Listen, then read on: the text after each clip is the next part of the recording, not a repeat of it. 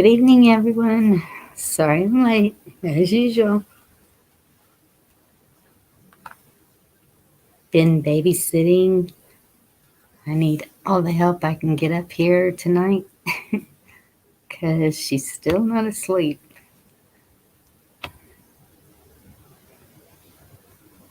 Putting the link. Look at all of y'all sitting here waiting.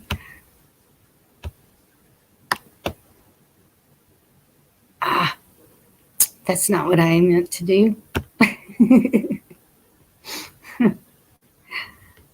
I'll fix that. Oh, come on. Get where you're supposed to be. This is not happening. Okay, breathe.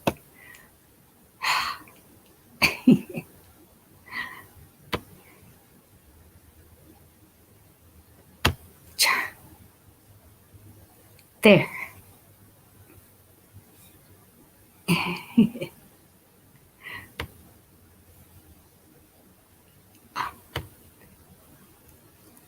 Okay, I think I got it. How y'all doing? Long day here. I don't know about y'all, but man, I'm not used to chasing a 3-year-old. I have some questions. Imagine that. And I think I've not explained the questions that I've been asking are not for me, they're for the girls. That questions that I'm being asked, and I'm not sure how to answer.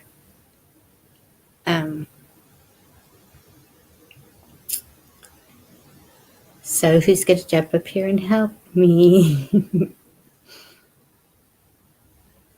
My brave souls. The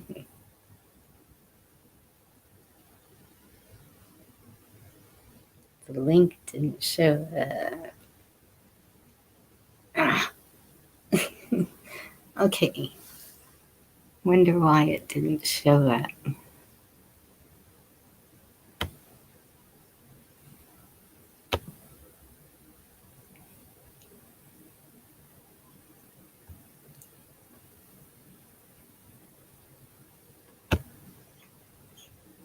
Because I'm all jittery.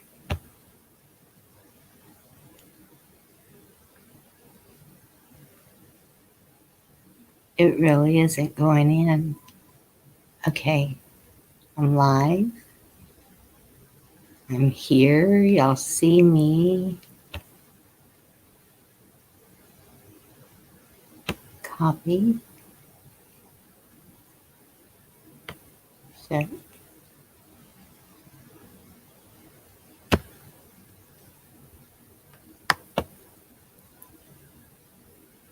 Paste. Please go in.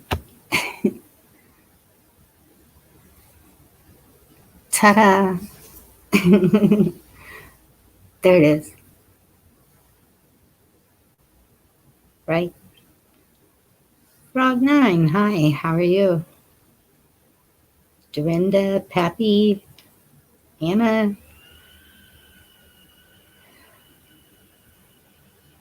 Y'all been here a minute.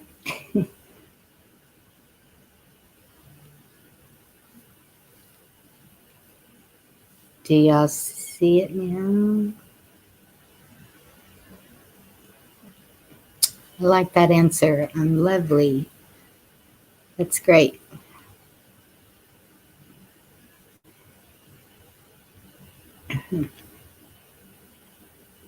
Hi, Bryson.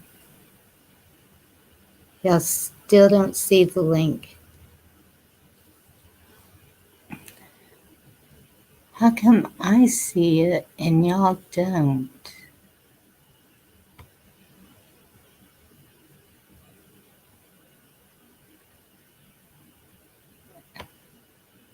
See? It posted. I don't understand why y'all don't see it.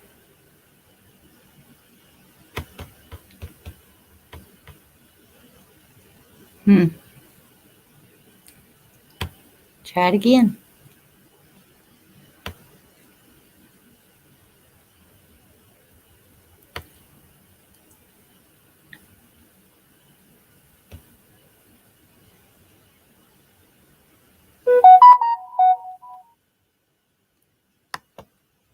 Hopefully that's someone texting me telling me what I'm doing wrong.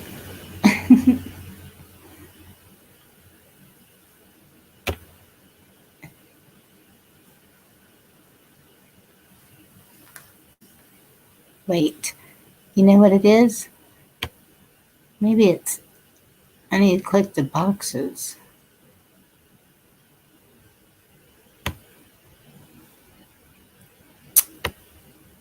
That's it. Had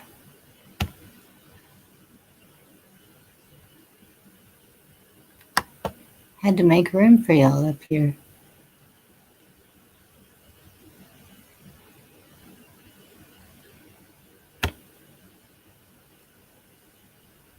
Now I'll try it.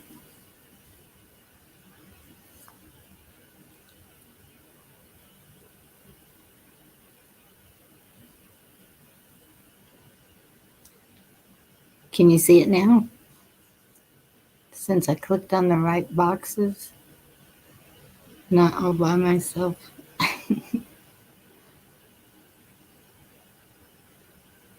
It's funny, I'm not seeing it in this chat. It shows I'm in YouTube.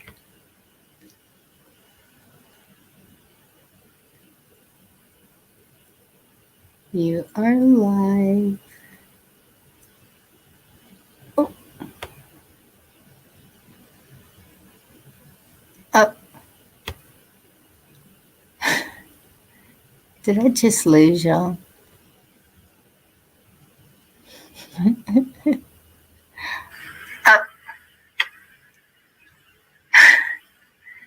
Did I just lose y'all? I did.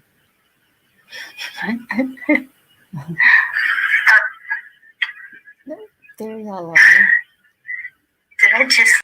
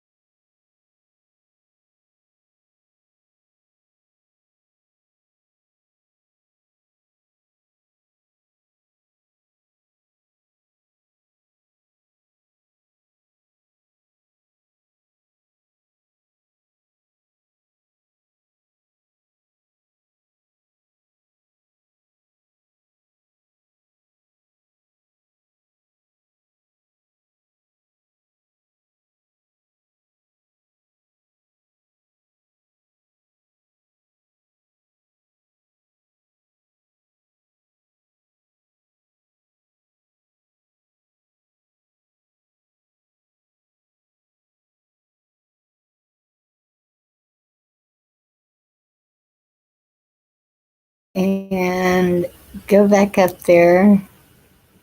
Okay. And you should come right back into the live stream. Yep, I see you. And go back up there. Oh, yep, you're live. Okay. I Now back into the live stream. Yep, I see you. And go back in there. Okay. You're live.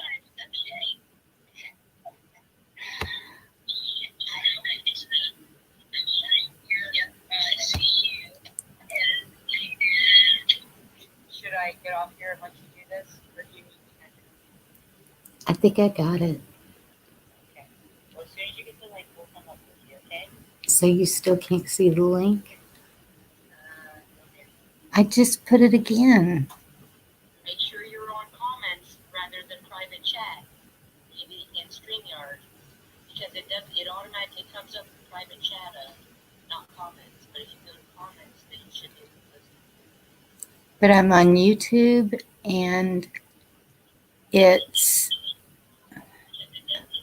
it's on comments. I mean, I'm seeing everybody's comments, but nobody's seeing mine. On YouTube,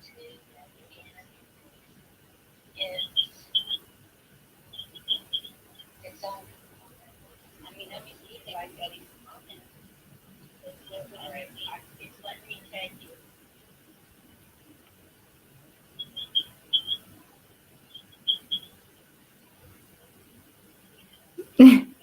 Train wreck. Let me tag you. See if you can tag us and put a link. Or tag anybody. Tag Kathy. Train wreck. Let me try and do it on my phone. Send you a link and see if you can come up here with me. Okay. Okay, thanks. Bye. Bye. All right, y'all, I'm working on this. Trying. Okay. Well, how the heck do you do that one? I'm not sure. Okay, there's my chat. And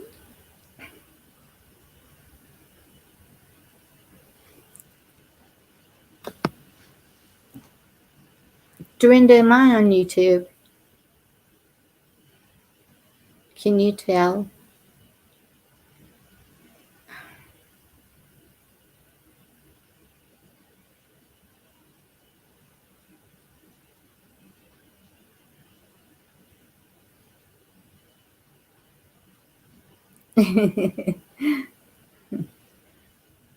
True puppy.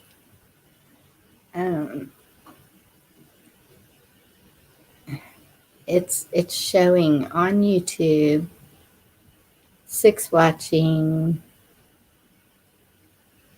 I don't understand why I can't get the link. I don't know how to get the link on my phone. All I can do is chat with y'all. Oh, this really sucks. I even went back to the beginning and tried again.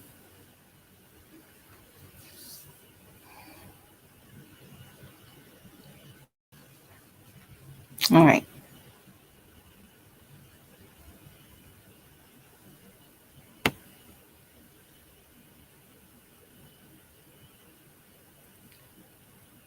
I am going to email the link.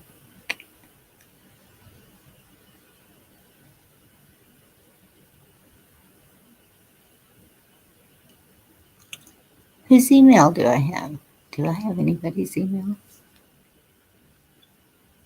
Heck if I know. Okay. End broadcast and start anew. Yep, I've got about 50 tabs open. That could be it. Okay. Oh. StreamYard's telling me something. Oh well.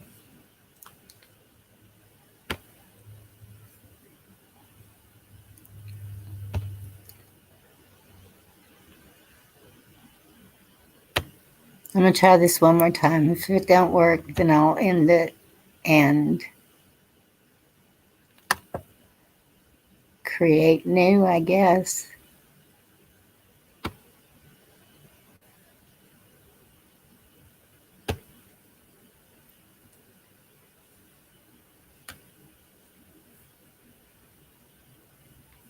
Y'all still don't see it?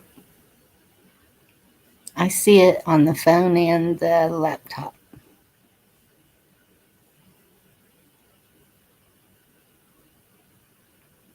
Oh, now y'all see it. Okay. Yay.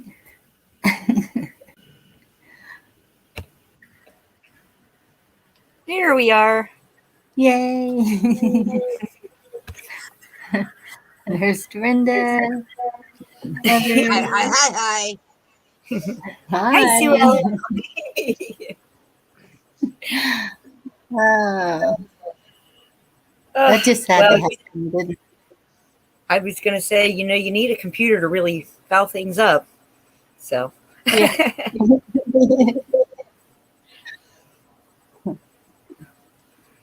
oh, Do I have another tab open? Am I echoing? it might be us. Hold on. Let me turn this down. Okay, just making sure. Is it? I mean, you sound fine to us, but I don't want to echo either. So, You're not Are we echoing, Heather.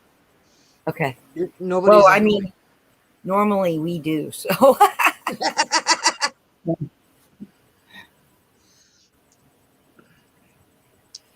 yay, good news. Alrighty. We'll be finishing up sanding tomorrow and hopefully go to paint. Awesome. Hopefully. Fingers crossed for us, okay? Okay, what did you say? I'm sorry, Heather, what did you say? We've been trying to get our certain rooms of our house finished up and painted and whatnot before winter comes because, once the walls hit a certain degrees, the paint won't stick to them, right? So, because we're in Ohio, you're in Canada. And so we have to finish up the sanding in the one room and then we can start painting. We'll be doing that tomorrow in the morning. So, yay. So you probably won't have a show tomorrow either. I don't know. Probably not. Maybe if we do, maybe we'll have one and just let you guys come up and talk. For a little bit. Give you a break from reality. Welcome to the... We've just been working on it so darn hard. We're just almost there. Well, that's a Little good bit thing closer that every you're day. almost there. Which room are you working on? Our bedroom.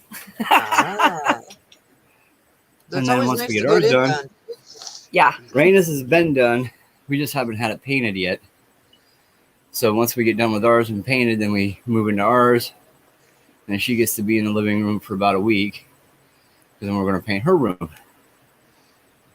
And then she can move back into her room. So are you going to do any Can't wait. fancy murals on her wall, Heather? Yeah, she actually the painting I did the other week or so ago when I was listening to Pappy's teachings. The one with the two beings and the rainbow and stuff, she wants me to paint that on the wall. Only she wants to change it some, which I thought was just awesome. Yeah.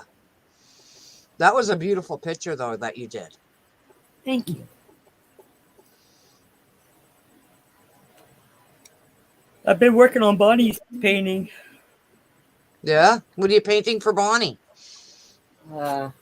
This really cool... She's not exactly a Viking woman. She looks more Celtic. And when I zoomed in on the original artist's work, there are traces of blue on her, and the skirt that she's wearing is kind of almost like a tartan, like a hunting tartan. And so it looks a lot like a Celtic warrior princess, I guess, is how you maybe. She's not a princess, so to speak, but real tough lady.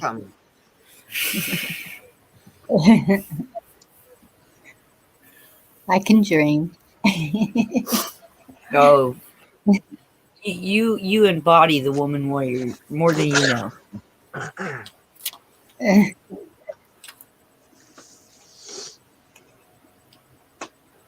I think Anna Marie said to you, Heather, don't you mean bring us to your positive reality and energy? I think she meant it to you, but she might have meant it to Bonnie too, so I'm not sure. Yeah, right? Yeah, I kind of live in my own little twilight zone, don't I? Little But bit. it's an awesome Twilight Zone, and we all love coming and visiting. Yes. Well, like I said, I was watching the show yesterday after you guys just were done recording and whatever, because it was like 5 o'clock our time that I started watching it, and I'm having a grand old time. I'm yapping along to you, I'm typing away, and I'm like, oh my god. Boy, I think I found my home. But I had a great time watching your show. That's awesome. See, I love hearing stuff like that. That makes me so happy. I know we have a lot of people that really just like to listen to the show, while they go about their day and do their work and stuff. And I think that's awesome. I think it's great. Because there are certain things like that I listen to, usually podcasts or history stuff. But I mean, I was actually having conversations with you like I was actually on the show. That's right. That's right. That's some spirit connection right there, girl. Were you getting the answers you wanted? Yes, I did, actually. Fantastic. See, that's called being on the same wavelength. You can't see me, but I'm doing like the hippie surfer finger thing. Yeah. It was in the comments. I'll tell you, yesterday's show, my heart just was like, Oh, awesome. I don't normally Dorinda, tell people that, I watched your show and I was actually talking in it, and I was actually writing you messages, which I did, 6 messages. Yeah, I know. I went and checked them out before we came on Bonnie's last night. I watched your show. Hi, Pappy. do I have your phone number, Dorinda? Hi, Pappy. Hey, Pappy. Hello there. Hi. Beautiful picture on your thing. How do you do that? Oh, I just edit my avatar. When you're in the show, you see the little. If you look down at the bottom of your screen on StreamYard, you got that 3 little dots there that sit next to your thing down at the bottom of StreamYard. Click on the 3 little dots, and it'll say, edit audio avatar. And if you click on that, you can upload a picture. It's just Okay, I don't see 3 little dots. Okay. Go down to your little box underneath the big 4 square that we're in. Go down to your own little private box, and there'll be 3 dots on the right-hand corner of that. Oh. When you click You on click that, on you have that. to Open it up, and it'll say remove from stream, edit name, edit audio avatar, or stop mic or cam. And you can hit your edit your name if you want to change your name, or edit the audio avatar. If you hit the edit your audio avatar, you can upload all kinds of avatars. I don't know, I've got 5 or 6 or 7 in mine. I can choose for them. I can choose whatever one. So I figured a good one for tonight is this one here. This is somebody walking a path with all the different paths that are available out there. It looks like a tree. Yeah, exactly.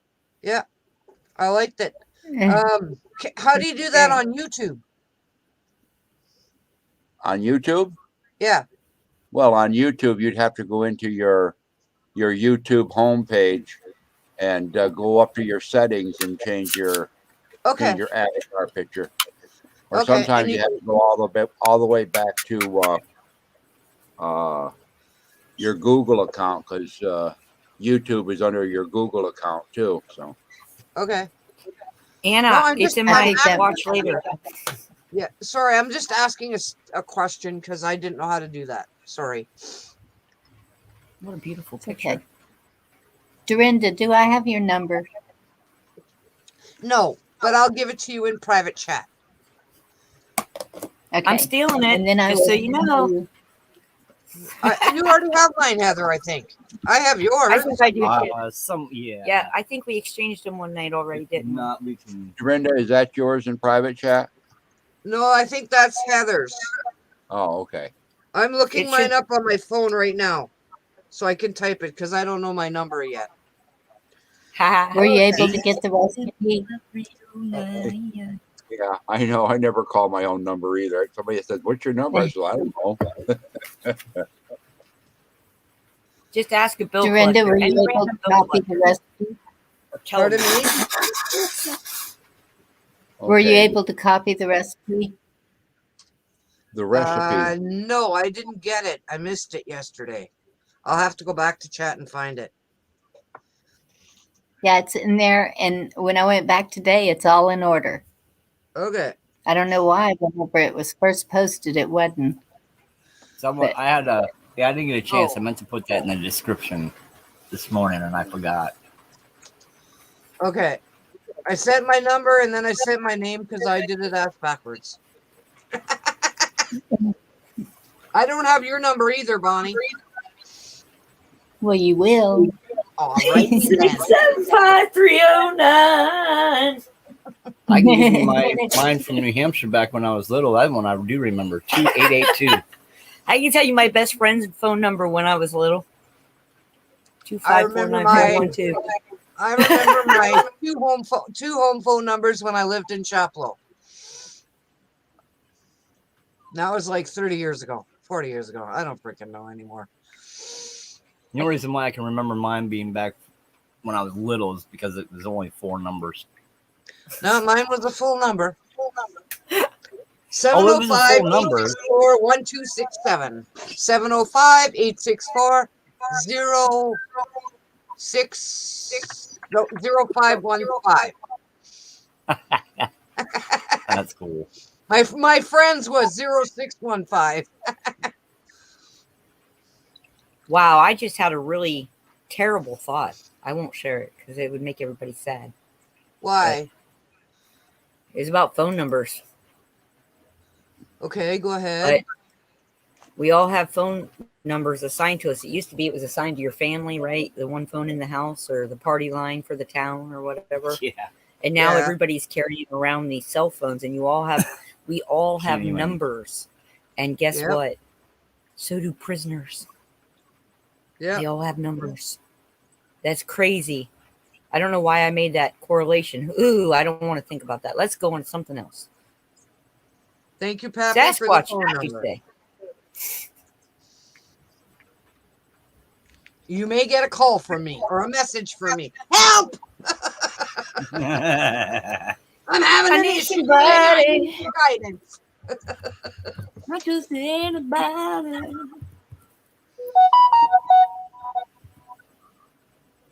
All I ask is that you text me to let me know it's you before you call me because We don't. I know who don't they are. answer unknown Yeah, phone numbers. I probably would only text you, Heather. Oh yeah, I'm it's just- cheaper that way, right? Yeah, and I'm just learning how to do that. So it's like, oh boy. You can practice on me. That's fine. I've been there. I've had to go through that. What do these letters mean? What's that face mean? What's that stand for? Yeah. I'm still looking up. Oh, what does gutsy mean? You know, I had to look that up because I didn't know what it meant. Good Hey, to see Heather, I you. wanted to Okay, thank you I for like that. I wanted to thank you for that picture you sent me. That was Well, you're great. most welcome. I was coloring that picture. Already had it up and was coloring it when oh, I'm sorry, honey. When Robert had started reading that card for you, and you were talking about your clan animal, and I was already coloring that picture, and then immediately after that came up this other one, and it was a beautiful like stained glass looking dragonfly, and I sent it to Robert because, you know, it just the way it happened last night. That was just the synchronicities of it all. Usually the way it works too. Thank you, Bonnie. You're welcome. Oops, there's Robert. Sitting there waiting. Anna Marie, retract your message, honey, so Sorry, you don't leave it there. Well, Which one? got it. Mine? I don't know how to do that. No. Anna. Anna's. Got it in main chat. She's got it in the main chat. After people get it, I want you to retract your message. Yeah, because you don't want to leave that Okay, on. give me a Yeah, second. you don't want to do that. Wait. No.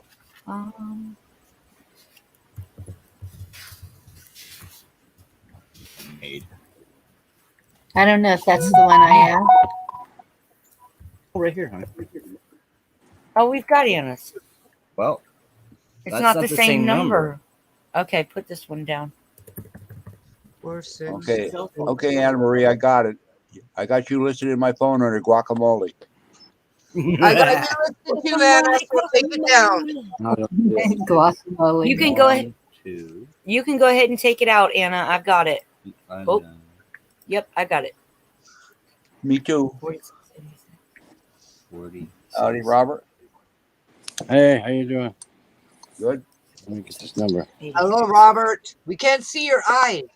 Okay, hold on a minute. I'm writing this thing down. Number here. What is it?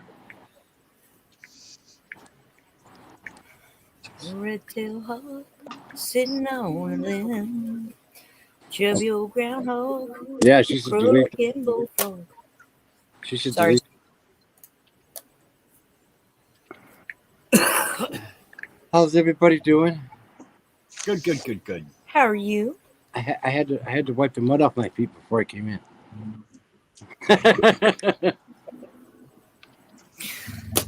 Blue dreams. We had heavy rain and winds today all day long. We had that yesterday. Really? Yeah. You're We just getting, had a you're little getting bit of rain more here. today. Yeah, you're gonna get more. You're getting more, Pappy. We got snow coming, and once we get it, you'll get it. Oh, no.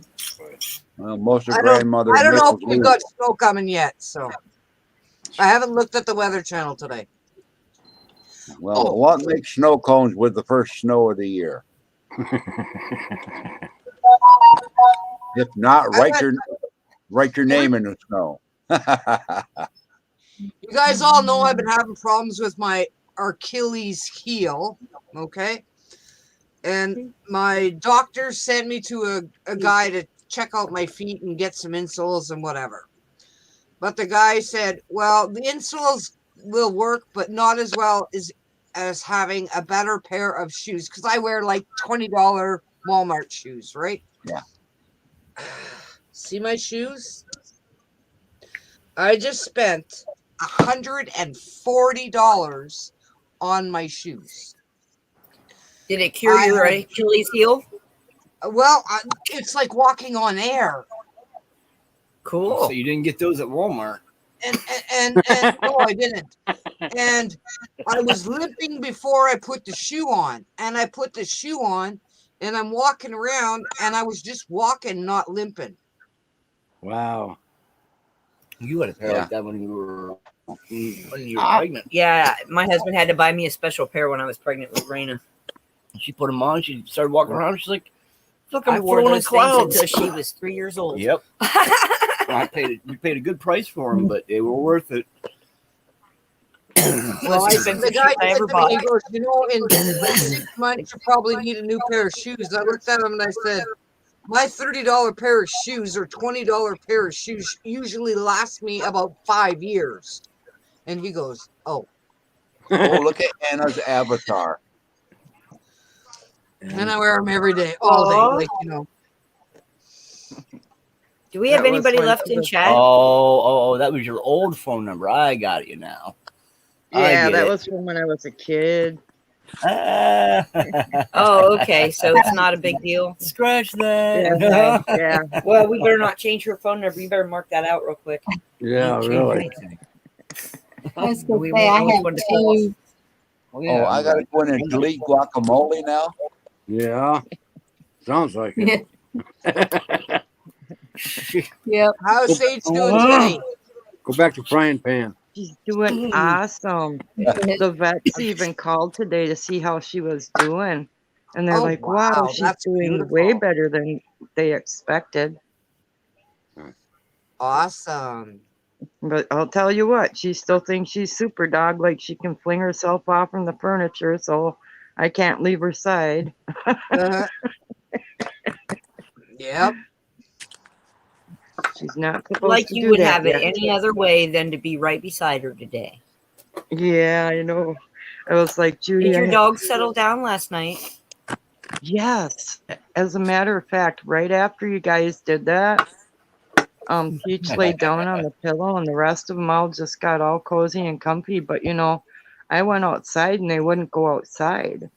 And I smelt like a smell outside. It wasn't in the house or anything, but it smelled kind of like Bakelite, that jewelry Bakelite. If you rub it with your hands, it has almost like it kind of reminds me of when there's an electrical fire. Yeah, a burnt rubber Plastic. carbon smell. Yeah. Yeah. And it's like, it just reminds me of like even when I worked at the plastic factory, where we made plastic bags and stuff. Did You you went home. did you check around your house for like your electrical stuff and stuff today during daylight? Oh yeah, everything's fine. Yeah. Oh, wonderful. I'm glad to hear UFO it. was hovering. We've had that smell out there before. And usually when I go out and sniff around, it's usually coming from somewhere else. But, it's really weird because I watched Steve Ingvall, the guy with How to Hunt or Facts About How to Hunt. Yep. And they explained that same smell on that show today. See, and I've never seen Bill Engvall, but I really love, Steve Engvall, but I really love Bill Engvall. Here's your sign, guy. I'm pretty sure that's the name of that guy, that he has that Facts About How to Hunt. Have you seen that, Heather? I've not. No. He reads the stories. He's on YouTube. He reads stories that people send him about their encounters with Sasquatch. Oh, yes, we have seen him. Okay. I think, wasn't it you that gave the link the other day in the chat or something? I might have. We were trying to, it was you and Pappy and Robert, a couple of you were posting links in the chat for us. It was either him and we were grabbing them. Or it may have been Monty. He gives amazing stories from all over the world. And he's in a hot spot up in British Columbia. Yahweh. So you made comment about that the Fifth Kind show that he had out today, and I actually added it to my watch later list. And then I didn't get back to it today, but I'll probably get to it tomorrow. It was good. Oh yeah, I like Paul Wallace. Sorry, he Pappy. touches on the same stories and links in the Bible that we've talked about.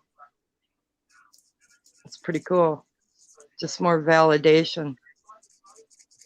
Yeah. You should check out Matt LaCroix too. He has done some very deep research on that stuff as well. I really like Paul Wallace, the way he does his presentations and how he takes into consideration the original linguistics, and he also holds the tales up against each other all around the world. Excuse me. Yeah, I just find it real fascinating. But Bonnie said she actually had some questions that she needed some input that she had been asked. Bonnie? Oh, do I get to talk now? Yeah. Sorry, Inquiring mind. I'm just waiting for y'all to finish catching up on all your. All right, y'all. This is like serious. Okay. So one of the girls has a boyfriend,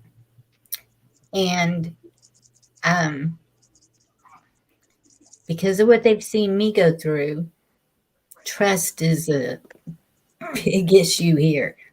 And this guy, he is so good, and he's really sweet. He's very courteous of me. It took him a long time to come and meet me, but since he's met me, then he would keep coming, and he wouldn't enter the house until I told him it was okay for him to come in to the house.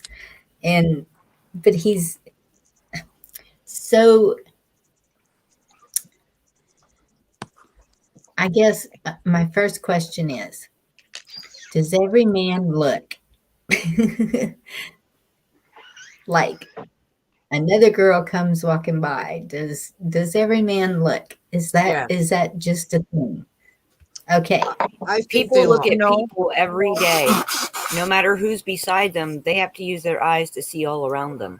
Doesn't mean they're So it doesn't mean they're like drooling over them like a wolf with a whistle, but people inevitably look at other people.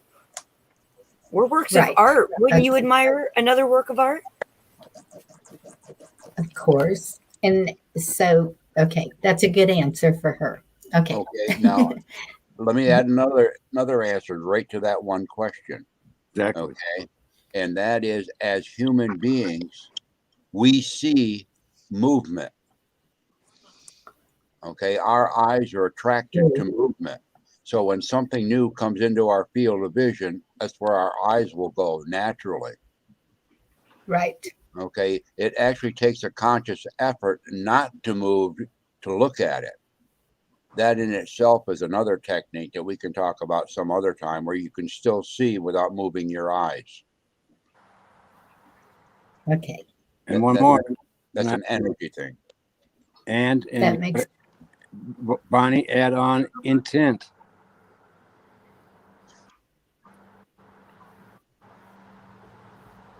What's well, it, I right. think, what's I his, think, Yes. yeah, what's his that's a intent when he good. looks at another woman? When you first look, you're receiving energy. Okay, and the longer you look, you start sending energy, because you're asking questions back and forth from what you're seeing as you understand it. Okay, so if there's no Yes. energy sent from the person receiving the vision, there's no energy being sent out and no intent being sent out, other than the thanks for answering the question of who's walking by. Really? Right. And I think some of it is like overreacting, because I used to do the same thing. Like, if me and my husband would go out to eat, and the waitress would come up, and she would be strictly talking to him and take his order first and then take mine. Being a waitress, I knew that that was a big no-no. You always take the lady's order first. And I but didn't he know would that. be all loud. I guess I'm not a Yes. waitress. And sometimes the man will order for the woman, but the woman will let you know that he's going to order for her. But the way I was taught in waitressing all these years was the woman is always first to take their order. And so, woman, so, child. so we and can father. misconceive flirting. Well, you know what, Bonnie, as times have changed, the way people interact with each other have changed. If something is not reinforced and saying that's the way that we should have it to be, and that's our cultural way of doing it, these younger people are going to come up with their own ways. But That's true too. throw that energy wrench in there, and then you can get all kinds of different. When we talk to people or whatever, we're literally exchanging energy with them. So sometimes it depends on the individual. They'll gravitate to somebody first.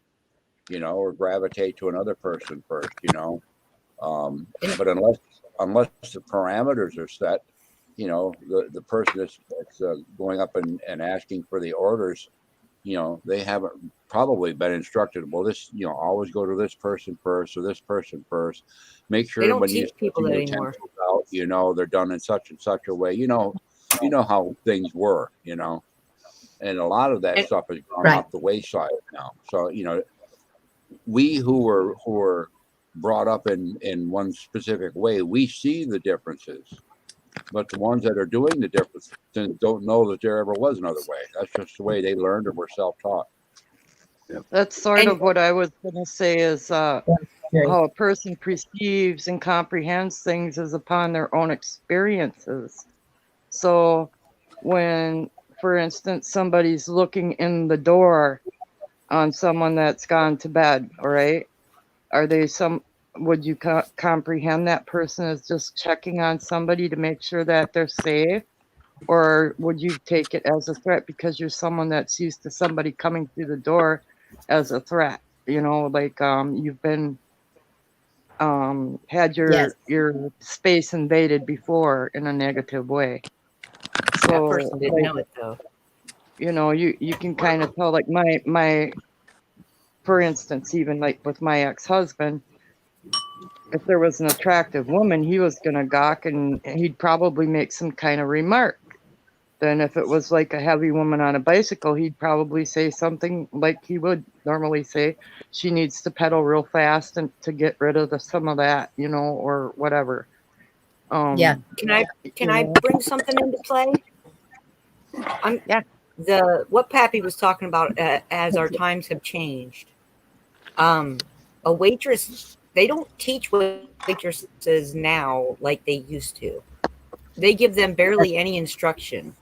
So That's true. most waitresses are going to go to the person they feel is paying the bill first, and they're going to be flirty because their job is to get as much money in their apron as they can get. Now that's not true for all of them, right? Some of them Right. there for service.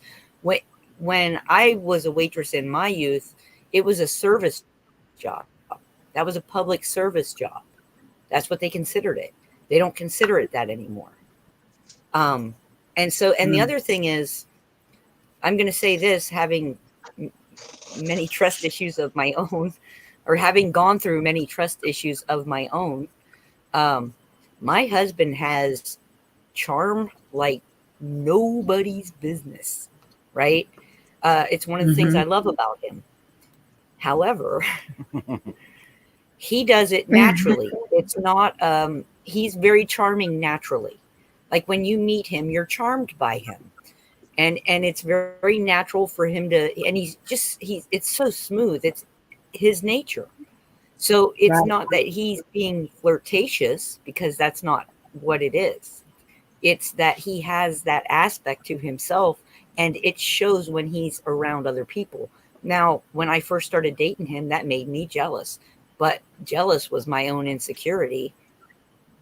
You see what I'm saying? Right. So Yes, I do. Because I have to work on that on myself. I know this.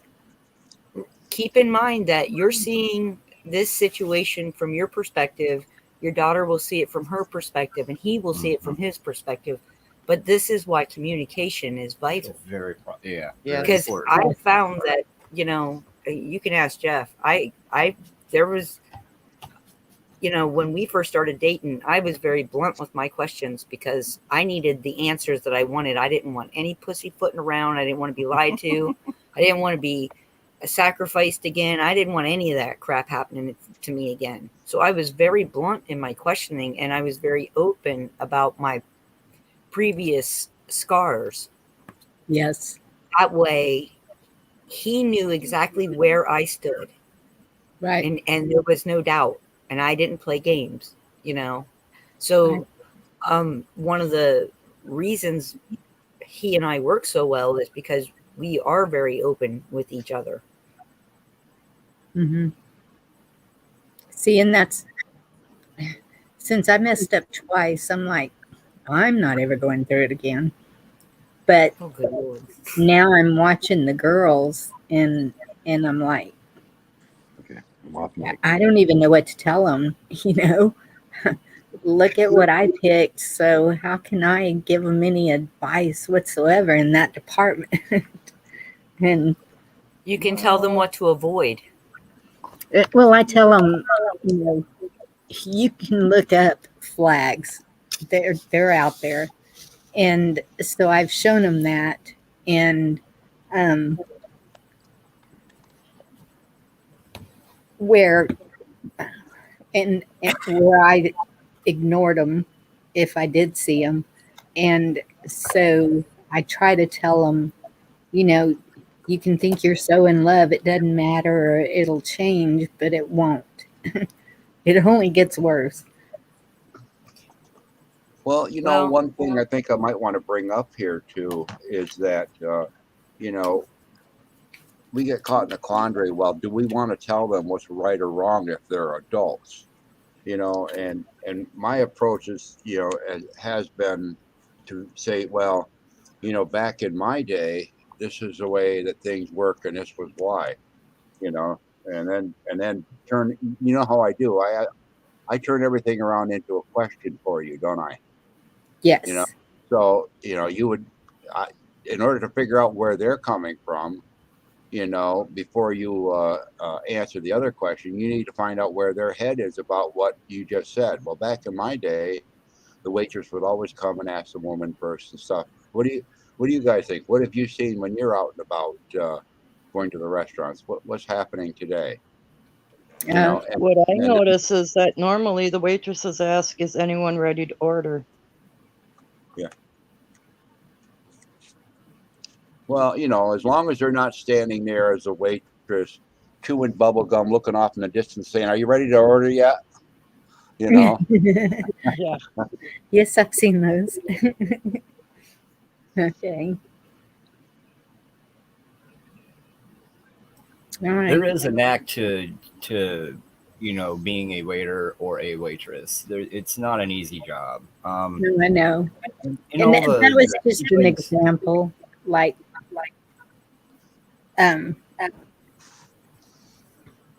it was just an example. Oh yeah. No, I wouldn't. Plus, I was just putting my 2 cents in.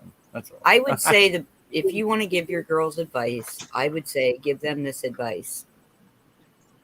Try not to make the same mistake twice. Try to realize what that mistake is and learn from it. And do not put the lessons that you have learned on someone else. Well, and that's another thing.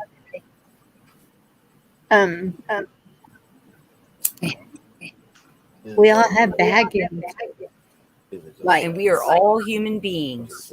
We are gonna mess up occasionally. Right. And there's something to be said for forgiveness. Forgive yourself for what you've been through. Forgive others, because it's not for them, it's for you. Just that's the way to really clean everything out. You take a pipe cleaner to it, and that pipe cleaner's name is forgiveness. Yeah. She's having a real problem with that, because I was able to forgive mine, but she hasn't been able to forgive.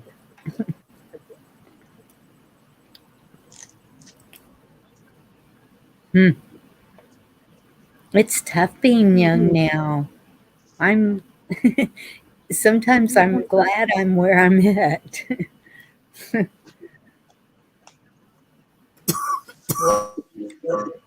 Prime. I think we all are. I think I was in the prime. Because you see the way the men are growing up now.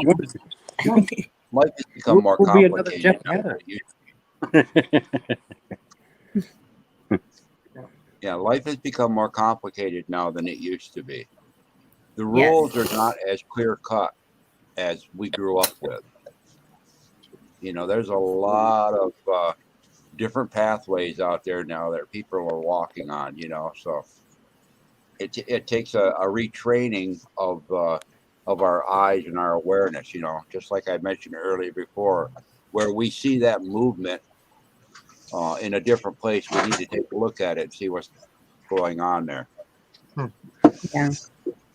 And you know, Bonnie, there's something to be said for the simple act of praying that the best outcome happens and that healing and love are prevalent for anything going on for them, right? Yes. I mean, there's something for wishing the best outcome for both people, even though, Right. you know, one of them is your child. Sometimes that's the only thing you can do. That is within your power. You know what I mean? Oh, I know. Or pray that she gets the best advice she could get from somebody she'll hear it from. Yep. Yeah. Because I do a lot children of don't always praying. hear their parents. Oh, I know. I know. We And don't always know. throw in there every once in a while. I know I'm just your mom. Yeah. Always throw that in on them. I know I'm just your mom, but we are all human. We do all make mistakes. Yep. Have to do better next time. Yep. Gotta. I don't know. We try to do it with Raina. You know, it's we're all equal. We all do silly things in our life, and Right. We all get but if we carried don't away talk with about, certain we things. don't talk about it and move forward, then it, like Pappy said, things have gone by the wayside that shouldn't go by the wayside. We teach Raina things that I think most kids today don't even fathom because their parents don't teach it to them, and it's the respect. It's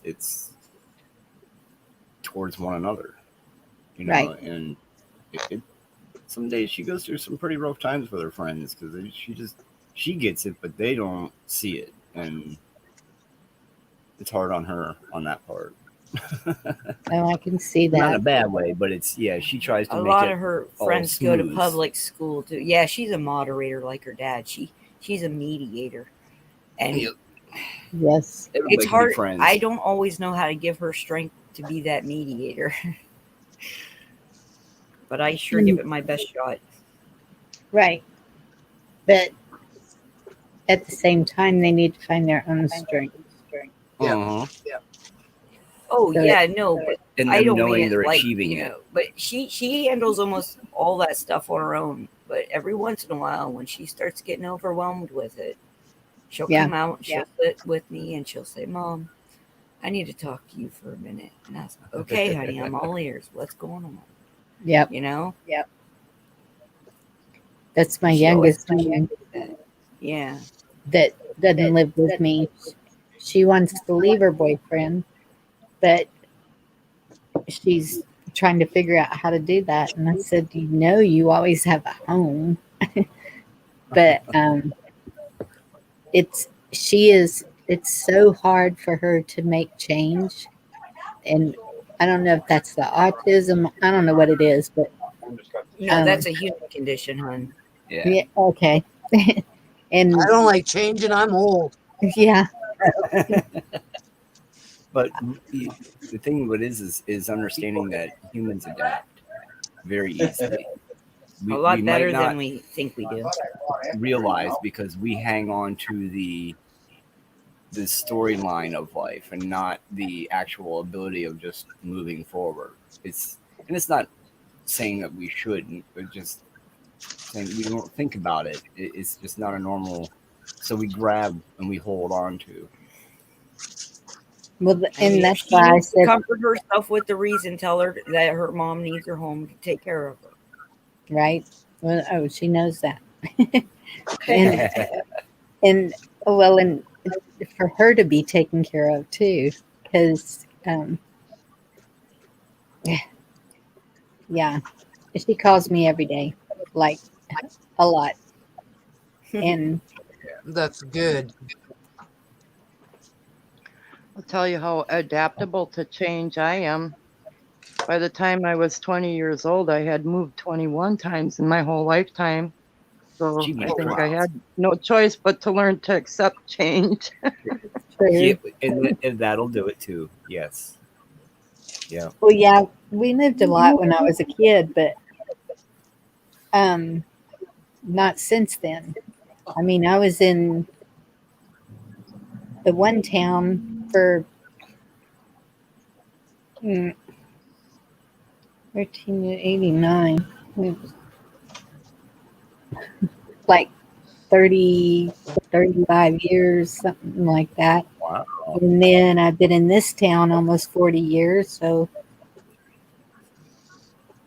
okay, Wow. now I'm not that old. Wait a minute. I was gonna say, you don't look that old, Lynn. Wow, you're looking great for your age. Well, I anyway. like Bonnie's math too. It's been a long time in both places. And so that's all I've known ever since I've grown up. I lived in one house for 15 years, one house for 3. No, one house for 14 years, an apartment for 2, This is the first and time I've been then planted in one place. another for longer house than a for decade. 4 years. Wow. And this house since 1982. Wow. That's a long time. That's cool. Well, good for you guys. Heck yeah. Well, I mean, I've moved to different houses, but 1982. I'm talking same town. It's been, I've always had a bit of a gypsy soul, so No, I've been in the same house since 1982. I bought it from my parents. that's cool. Now I want to go live by the lake. I have this real big I want desire to get to the hell out of the city and move by the lake, and to hell with the crap. I'm so Go sick of hearing fishing. sirens. Yeah. I would like my own place on a lake with my own beach and dock and boat and lots of good Well, fish in cheers. that one. Next time I win some money, I'm flooding our valley down here. We'll have good, probably 200 and some odd acres of water. We'll put plots around the side of the lake and we'll all go boating. Mhm. I Yep. like those paddle boats, man. I just love going around on those. I used to love that too. I don't think my Otherwise, legs. I need a motor now. Yes. otherwise a Or 2 canoe, young but yeah. kids. We need a big old pontoon for all of us. You want to go out Friday There you night and go. start paddling? Yep, that's the original trolling, man. I like being on the front end of the boat with the trolling motor and running the show. We're going fishing Oh, right here. yeah, I used to do that for my dad too. Yep. Go ahead and put her on number 1. I don't fish Hit the no button. more. Oh, I love fishing. Hey, Well, try to get me that. I was 14 and I pulled up a dead body. That I haven't fished That's since. not fun. well, I can't fault you there. That head I popping guess- out of the water freaked me the hell out. Sorry. Yeah, I guess that would I have. think I would probably not go for a while, but I don't even want to eat real fish. well, I'll eat that processed shit from the store, and I'll eat salmon, but I'm not really into other fish right now. Still. just not anymore. I guess I would understand why. Yeah. I used to love pickerel and trout. Now, no. Oh, what an eventful day. What happened? No, I mean for you to be doing go fishing, you pull the body up. Now you gotta call someone. You gotta call police. You gotta wait for. No, I just thought about all that. Like, I screamed bloody blue murder when the head popped up. And the doctor who was fishing on the other side of the trestle come running over. And I said, I'm fucking out of here. And I threw my dad's fishing rod in the lake, which he wasn't impressed about. And I was 14. I grabbed my beer, my pot, and I left. I'm gone. Fuck this shit. And nobody saw me for like 4 days. Because you needed it. I just went all by myself somewhere really quiet. Leave me to hell alone. This isn't happening. This isn't happening. This isn't Yeah. happening. This isn't happening.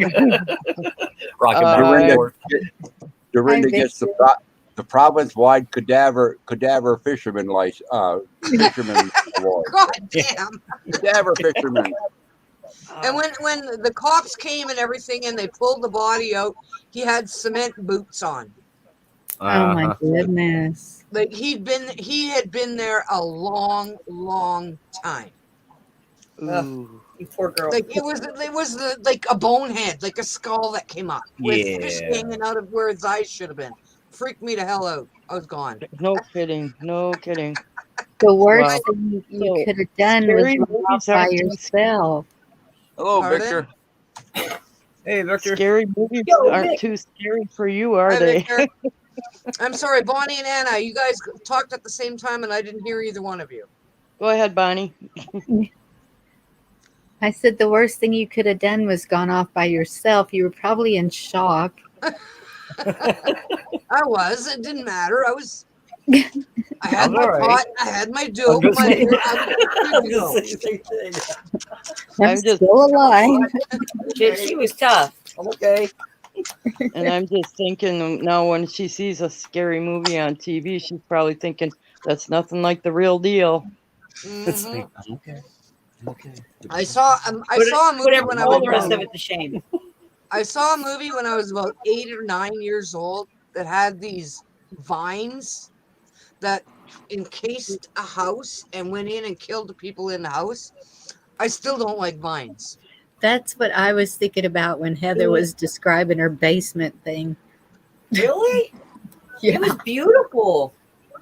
I'm so glad that my parents didn't have a TV in my house for me to be traumatized at a young age.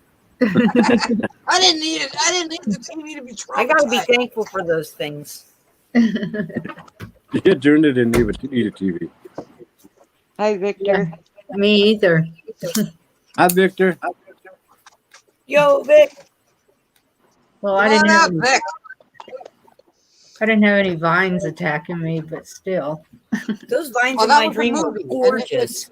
It scared the hell out of me, and I still, to this day, do not like vines. I see vines growing in my little garden. I rip them the hell out all the time. Nope, you're not growing in my yard. Nope, nope, nope. Yeah, I'm really glad that I was spared that because I actually like vines. A lot of them can be very medicinal.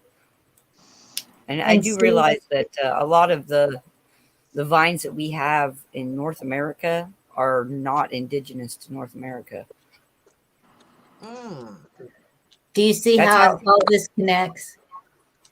What we first started talking about, and now this, and it's what you've been through, and you sit there and you hold on to it, and like both of my husbands were cheaters. That's why I will never have another one because I just in my head they all do, and so it's that's not good. I should not be thinking that way. No, That is not true.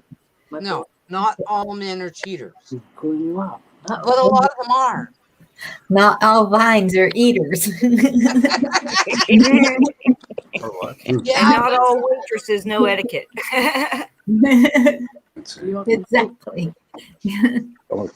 And not all answers to the one question that Bonnie asked are short, apparently.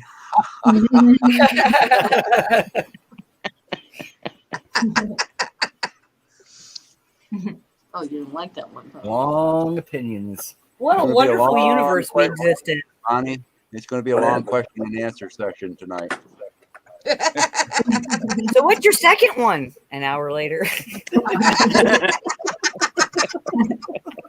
I'm glad we got through that one, easy. Will.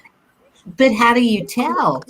Because, like, Intuition, discernment, your your spirit, gut, prayer. your There's all gut. manner of ways to sense another's energy and what their intent is. You know how to do this. You're a mom. When somebody came to the door, you immediately did a sensory energy check of that person to see if they meant your household harm before you opened your door to them. Did you not? Well, yeah, but that's not what I'm talking about. But that's exactly what we're talking about. It's a tool you already have. My two husbands were completely opposite of each other. They were, I made sure of that.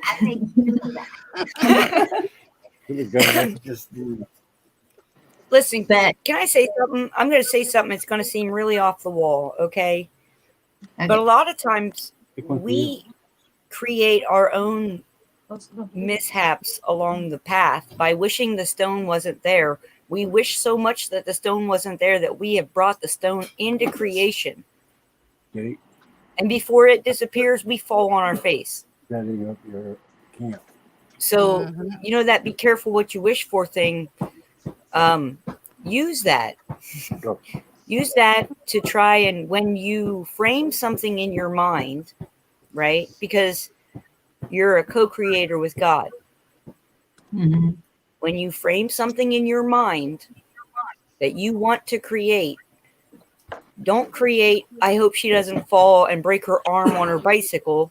Create, she had a great ride. She comes back, she's windblown, her hair's tangled, and she has a big smile on her face. Create the same scenario, only in the positive manner, right? Don't do the what if. Do the, you know, I mean, if you're going to what if something, ask yourself, what if I had no fear? What could I do if I didn't have that fear? Oh my gosh, I would be everywhere. You have to let go of the fear. Yep. It's the same thing with the governments right now. We have to let go of the fear that they're producing. Yeah, it Life just is feeds the their same machine. That's all it does. You got to get rid of the fear and live without fear. Oh, I know. In the beginning of this, I was like crazy. Well, even before that though, because once I got sick, I knew my immune system was gone. And so anybody sneezed or coughed or anything, the can of Lysol was coming out and I was spraying everybody. And, and my daughter even put that on Facebook. And You know, so once this all started, I was already in that mode. And it was like, I'm never going into a building again. And the only one I've been in is my doctor. Yeah, but you're still in fear. I Bonnie. know. You have to get rid of the fear. The world is a wonderful fucking place. Yeah, I know. And buildings are just buildings. They're just buildings. They're not going to hurt you. It's not the building. Well, people in the building are stupid, so that's beside the fucking point. I knew that was coming. They're all running People are around quite straight, consistently, and Dang straight. unfortunately, that's a truth we can't quite get away from, is that people, there are vast numbers of people who are incredibly ignorant, Yes. and there are vast numbers that are stupid as well. And there is a difference between stupidity and ignorance. Yeah. I mean, I can remember even this one lady here in town, and she was a manager of one of the convenience stores, and she got sick. She went to the minor emergency. Then they made her go to the hospital. She had the flu. She gets out of the hospital. They make her put a mask on because back then that's what you did with the flu. If they had the flu, you put the mask on them, so whenever they sneezed or coughed, it wasn't going everywhere. And we never did that. the day she gets out of the hospital, she goes to the grocery store with her husband, and she goes inside. And everybody was mad because 1,500 people we all know. And so everybody was mad that she went in there to spread it around to everybody else. And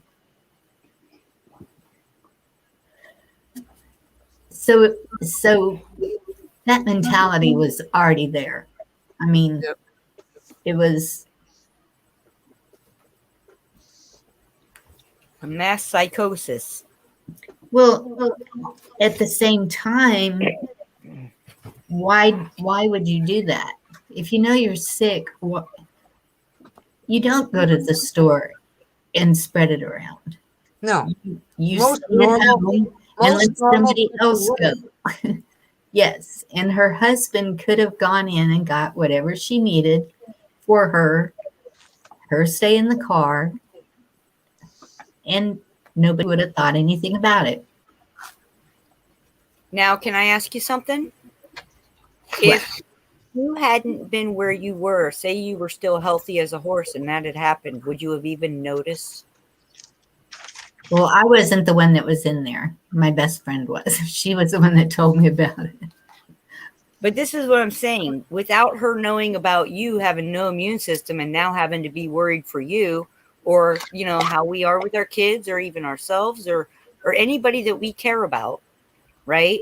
Once you are aware that there is this thing, you're aware of a lot more things that can affect this thing, correct? What thing? All right, so You say lost it's an me. I'm autoimmune sorry. issue. Okay. All right. Say me and you go to the store. I have an autoimmune disease. You're perfectly healthy, but you're going to go into the store because it's flu season, and I don't like to go into the stores during that time of year because it's, you know, germs everywhere, and I'm trying not to get sick. So you Right. walk into a store, you know this. It's running conscious or subconsciously in the back of your mind. So all you're going to see then is, oh, I heard she just got back from the doctor. Oh no, that guy's sniffling. I better not go down that aisle right now, because I've got Heather with me and I don't want to get her sick, right? So you're more hyper aware of those things now, where if it had just been you fully healthy running to the store, you may not have even noticed it. Well, that's true.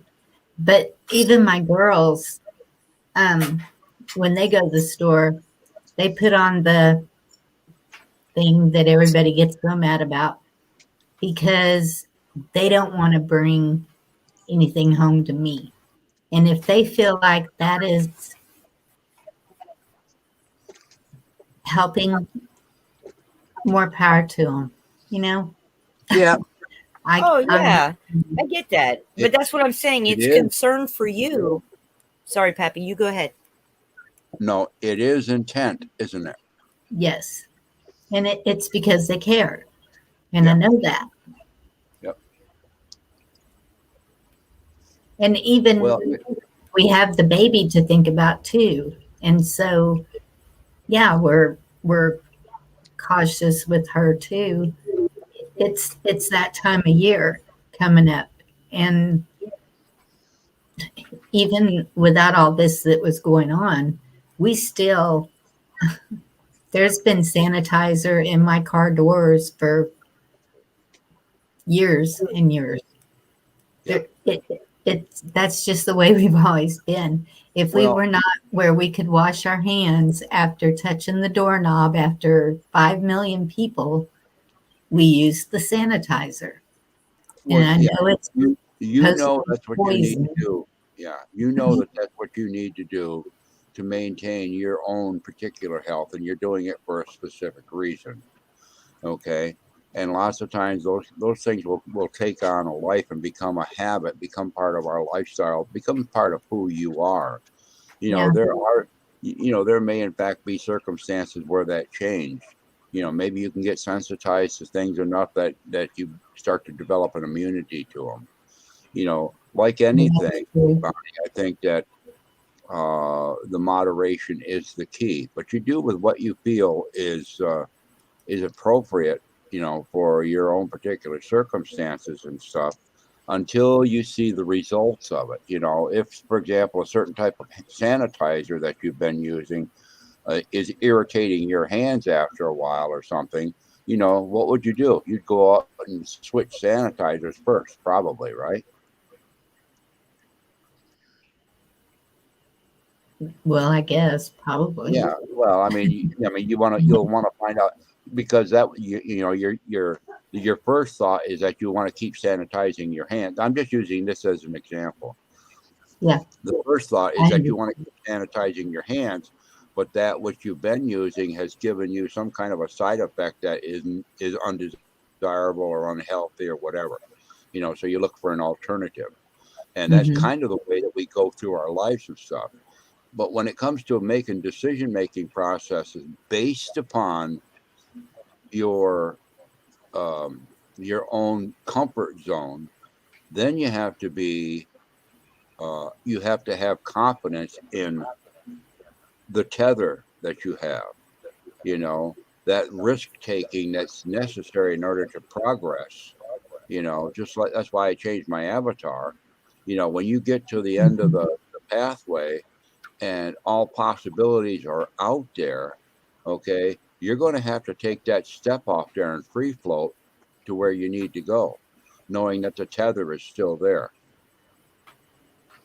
You know, you've Right. got to be able to say, oh, I got to get over this. I got to get over this thing. Is this tether going to snap? Is this rope going to break? Well, it's unbreakable. You know, once you've learned that it's unbreakable, then you can do it and know that you're going to be pulled back, you know. And maybe you only do it gradually. Maybe you just hold onto the tether real tight, just lean out there a little bit till you get comfortable doing that. You know, if Yeah. you can get to the end of this pathway in my avatar and lean out like you're the gal on Titanic on the bow of the ship and just enjoying it, you know, you're ready to step off. My roommate has a compromised immune system, and just about every single time she goes to the doctor's office for her checkups or her MS treatments and things like that, she She ends gets up sick. sick. Yes. The doctor's office is the worst place. So when they try to make her stay there, she's like, no, that's where sick people stay. I'm not going to stay there. I Mhm. want to be better.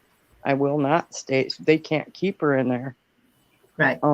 But like what she's decided is she can't fear everything. Like when the mask or the diaper mandate and everything else, all this stuff came down.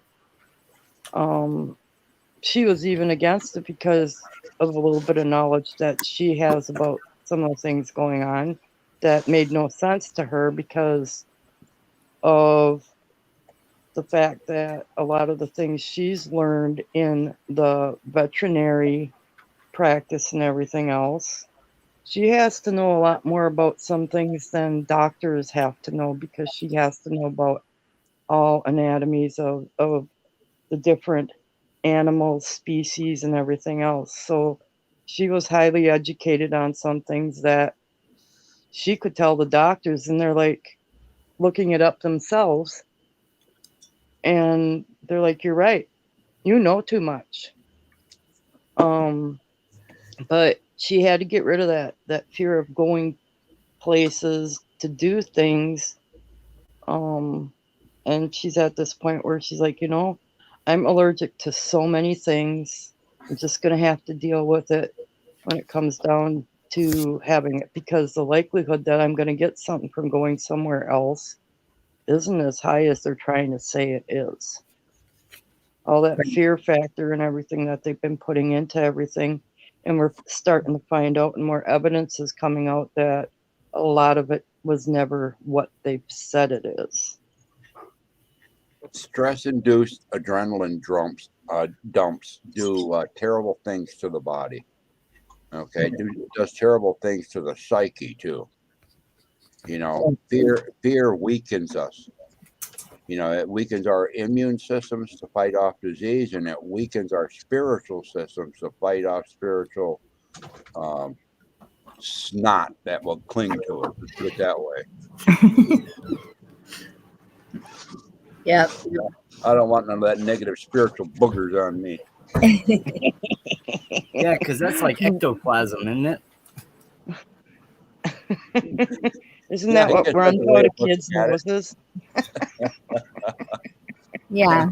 And that's funny what you said about stress, because I know that's what triggered. Like, Anna's roommate sounds exactly like me. And when my oldest daughter ran away from home, she was 17, but it was like, it was really traumatic for me.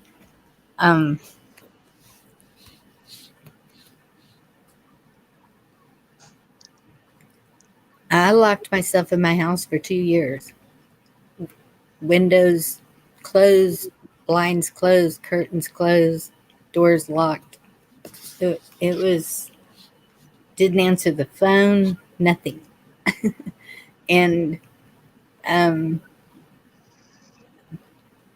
I was like, I can't do this to these two girls because they were getting older. And so then I started getting out with them and enjoying life again. But still, that's that. I don't know if it was the stress, but that's when I started having allergic reactions to, like, It was the hurt. everything I Your was heart was eating, broken. everything I was taking, everything. And Your heart, yeah, your heart was broken. yeah. And then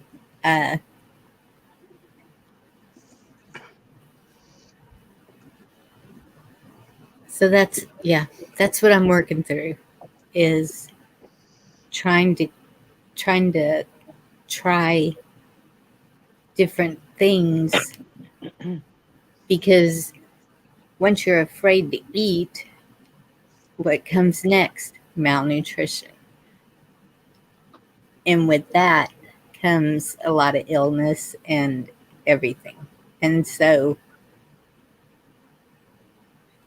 that's where I'm at, trying to find nutritious stuff that I can eat and actually eat it. And it's really weird though. When I had pneumonia, I was laying here, I was totally at peace that I was going to die. I just knew I was going to die, but I felt nothing but peace. So it's kind of weird that I would have a fear of eating something that I could have a reaction to if I'm not afraid of dying. That don't make any sense. My brain's wacko. I can't believe I'm telling y'all this. No, it's not We're at all. family, and that's okay, Bonnie. Yeah, but there's so many people are going to see this. Yeah, but you know what? You need to let this out. That's why you're You can telling always us. take it down. Yeah. You don't have to leave this up on YouTube, honey. No, Okay, I'll do it. Well, the thing that I want you to look at right now, But it may help somebody out there. You never you know. know, True. and everyone else. I want you to look at something, okay? I want you to look at how intricate we are as energetic spirit, okay? And the interconnectedness of all things, where we send our thoughts to, what we have our emotions attached to, okay? That's very, very real. Now, it is well documented that there is a spiritual, energetic connection to our children from the parents and from a brother to a sister. Things of this nature. That is a very real connection. Okay. Yes. And the normal progress is that connection always remains there, but the energy that flows back and forth from that connection will change over time and circumstances in the normal cycle of things. Now, in the case of the daughter taking off by herself or whatever, okay, that connection was broken. Okay, so there was a disconnect from the energy flowing. Okay, so what came back was the signals of injury to the energy system that came back into the energy system, and it fed on itself. Okay, the stress, the worry, what did I do wrong? Why did this happen? All these questions that we ask inside of ourselves. That's the energy that was now inside of a locked system that was allowed to bounce around and bounce around and bounce around and bounce around. And because the energy makes up who we are, mentally, emotionally, and physically, okay, it's going to affect every one of those systems. And that's part of what I talked about yesterday, or perhaps the day before, when I talked about ceremonies of soul retrieval, retrieving bits and pieces of stuff that is you, that has been allowed to be misplaced or whatever, reconnecting it. That's what I call spider medicine. Okay. Mhm. And that has to be done from the looks within place. If you think of yourself, Bonnie, or anybody, with a box of jewelry, all kinds of necklaces and bracelets and everything, but it's all a tangled mess. And you get down to those real fine silver chains and all that stuff, and they get all knotted up and twisted around and everything. How complicated is it to separate all of that stuff and get it back out into into wholeness, if you will, without breaking something, without dragging something else with it? And that's the way these things happen in our lives. And that's what takes time and takes the work to do it. There's the two ways of going about that box of tangled jewelry. You could say, well, it's too tangled for me to friggin' mess with it, and it's just going to stay over there. Okay. Or you're going to sit down and you're going to say, I'm going to untangle this. And then and then you'll go through and you'll get your pieces and you'll start seeing how things, well, why the heck did that get all tangled up? Well, you got this little barb sticking out of this piece over here, and this little indent over here sucked this piece in over here, you know. And if you liken that to different circumstances and stuff in your life, you can start seeing how they can interconnect in an unhealthy way and lock you into something. That's just it's like carrying a it's like carrying a tumor around inside of you that just keeps getting bigger and bigger and bigger, and you're not doing anything about it. You know, it's taking up space, and it's not able to take its own place. Right. I like to draw parallels to situations, because if we can see it in that way, that you can actually do something about it, okay, and then apply those same techniques to the other thing, okay, you can find out that it works. But the key thing is, first off, you have to have the intent to change it and fix it. And second off, you have to actually do it. You have to get the old fingers working, and you'll find sometimes, like me now, if I had to go through a box of jewelry with my old arthritic fingers and everything, I probably couldn't do it with my fingers. I probably have to have some tools to help me do that. Whether it's a toothpick or something to get in there and those little links and stuff where I can't get them. And Yes. you're reaching out now to the panel here and other people's experiences and stuff, and gaining tools for your little toolbox. Okay, and you'll eventually get on it. The question is, do you really want to untangle all of that jewelry? And if you do, you got some people that will sit down like the old days when they used to have the quilting bees, and all the gals would get together, and together they would each stitch a little piece, and pretty soon the whole thing would be done. Yep. I've helped with those. I'll quilt with you, Bonnie. You've already made a lot of growth already since you started, Bonnie.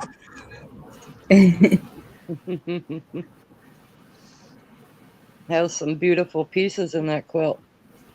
Oh yeah, yeah. That's And right. You know how I can tell that Bonnie's already on her way? Because she told us that one of her favorite sights in life is looking at all them cowboys leaning up against the fence of a rodeo, watching what's going on. And she I stands got a from pretty good behind. memory when it comes to certain things.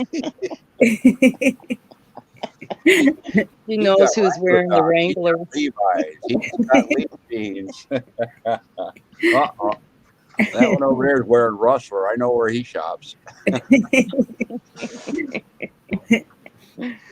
no, it's I'm got gonna to be head the real out, you guys. Wrangler. Oops, sorry. I'm gonna head out. I'm getting a little sleepy, but I'll be listening. Okay. All right, Hug Anna. You have a good night. Have a good night, Ann. Love you, Anna. Love Thank you. Love you Love you, guys. Anna. You Talk to hug y'all that little later. Love peanut you. for us, too. Oh yeah, she's been getting lots of hugs and kisses, and she knows she's a little superstar. Yep. Give her a hug and kiss. And thank you guys for keeping her in your thoughts and in your prayers. Absolutely. Anytime. Okay, She's bye She's part of family you. We too. couldn't do otherwise, Anna. bye. She's my little peanut, I'll tell you. I need to mute for just a minute.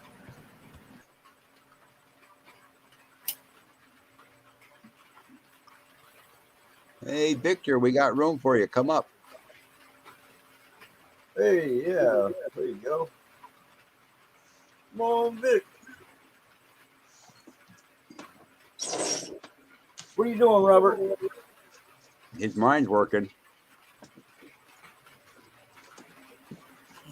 Well, we got Robert sleeping. Robert. I had to check the fire. Get the fire going. Ooh, yeah. I got a stove mine here in a few. Cold I don't wanna and wet. It's raining right now.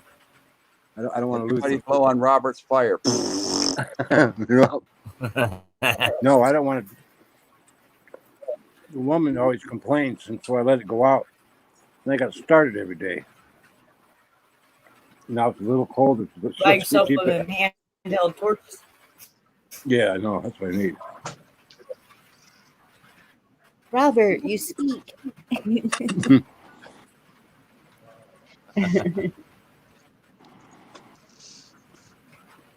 I'll just listen to everybody. Yeah, that was pretty good. Yeah. I'll have to And work I too mean, hard. I know I have these worksheets that's exactly what you do. You take this thought and you work through it, just like untangling that jewelry. Yep. You're working through this worksheet till you get to the end, and you're supposed to have a whole new way of thinking. And how far have you gotten, Bonnie? What do you mean? Like, In The your introduction paperwork. paragraph. oh my How far goodness, have you gotten? I've got about 50 of them filled out. Awesome. I started that back 2 years ago, Mm-hmm. in July 2 years ago. And they do help. Awesome. That's what I was trying to tell Monty, Yeah. that if I had a way to get him one of those sheets so he could see, but he didn't seem interested in it, so I didn't. No, he's not. Bonnie, can I ask you a question? Yes, sir. When did you start participating in the chats on the YouTube lives?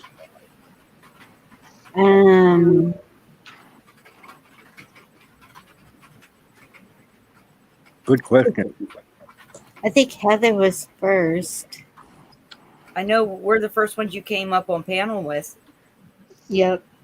Well, I'm asking that question for a specific reason. You know me, I always ask questions with a hidden meaning behind them. Okay. In other words, allowing your name to go up in chat publicly with a comment, even if it's just to say hello. How long ago was that?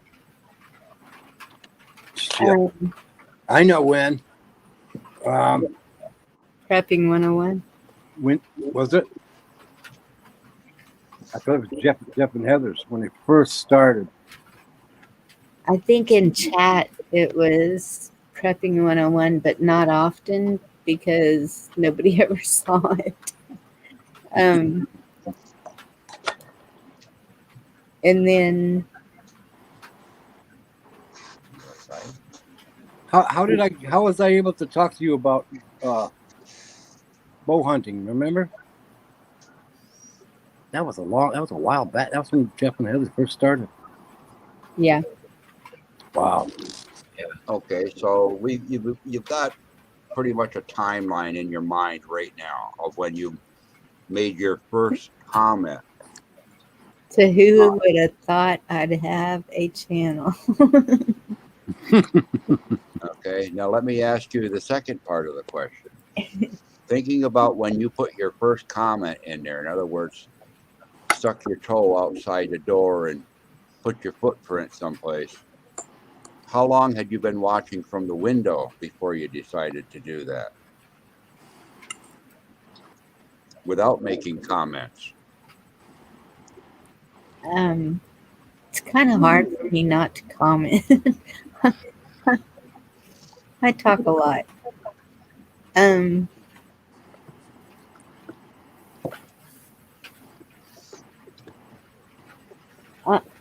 Well, there's still a lot that I'll just sit there and watch and not say anything. Oh yes, I know that. That's why I'm asking. Okay. The reason that I'm asking these two questions, and it's not to put you on the spot or to test your memory or anything of this nature, is to bring up to you the process that you went through, okay, to get to where you are now from where you were before. Locked away, sequestered, isolated from the world, okay? But there is something inside of you telling you that that is not where you're supposed to be. So you have to go out and explore a world that is in your mind has become an absolute terror thought, okay, until you explore it and find out that it's not quite what you thought it was before. Okay, and now you're starting to walk with more confidence. Do you see the steps? You watched for a while. You perceived. You dabbled a little bit. You know, you threw your hook out there a little bit to see if you got any nibbles. Okay, and then you stayed there because you didn't get bit. Right. And then for a period of time, then you interacted. The next thing you know, somebody made you a mod. Okay, because they recognized, what you were contributing. And then you took the third step to create your own voice on the platform. So what I'm pointing out here is the process that you went through. That process can be applied to any problem that you have, Bonnie, because you already know how to do it. That's true. When Shane put me up there on a afterglow, that was like the scariest thing I've done, I think. I wouldn't show my face, but July 24th. I knew how many people were watching, and it was like that. Well, and that right there shows you that other people knew your strengths and were helping you along a little bit, and they had your back, so to speak. So, who you are is recognized by people if they have their eyes open. Those are the people that also can say, I see you. Okay. Now, here, let me show you a mirror so you can see yourself. So true. Bobby, you want to go out and get your PJs wet? Come on. Well, believe it or not, what was it, July 24th? was our first video. So Really? within any time in between that time, that was 3 months ago. So And who would have thought? I mean, 'cause, Wow. Really? and now look at you, your own channel, you're up and show and look at us every day talking and stuff with people. I mean, we're not outgoing people per se, really. Now you are. We were very, very private until we started our channel. Well, both of you, well, everybody here, actually, I want you to understand one thing before I take the dog out, okay? So you all jumped up here and you all did something. And you look at all them other channels out there, and they're all out there doing something. I can look at all those channels and then look at these two channels right here that I do the most participation on, and I can see which ones are actually talking about something that is worthy of talking about. Thank you. There's a difference in the power Yeah, thank between you. these channels. Yep. And there's a power and a medicine in these channels that is not on the other ones. It's Agreed. It's up to us when we go into the chats and stuff to take some of that medicine in there. I think they need it. Yes. This is true. Thank you for saying that. So happy. Yeah. Be right back.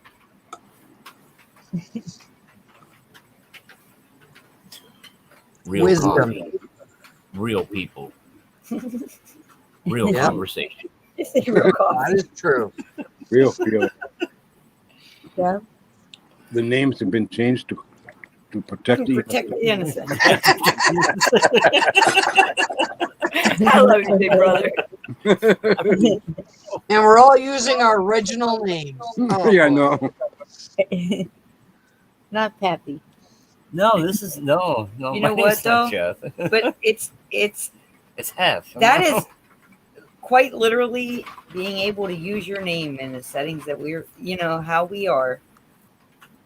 Bonnie, there's a bravery in that most people don't realize. still yeah. don't have and probably never will. No. that is true. True. There's a fearlessness in that, Yeah. That's right. We'll need to. Roar! Oh, sorry.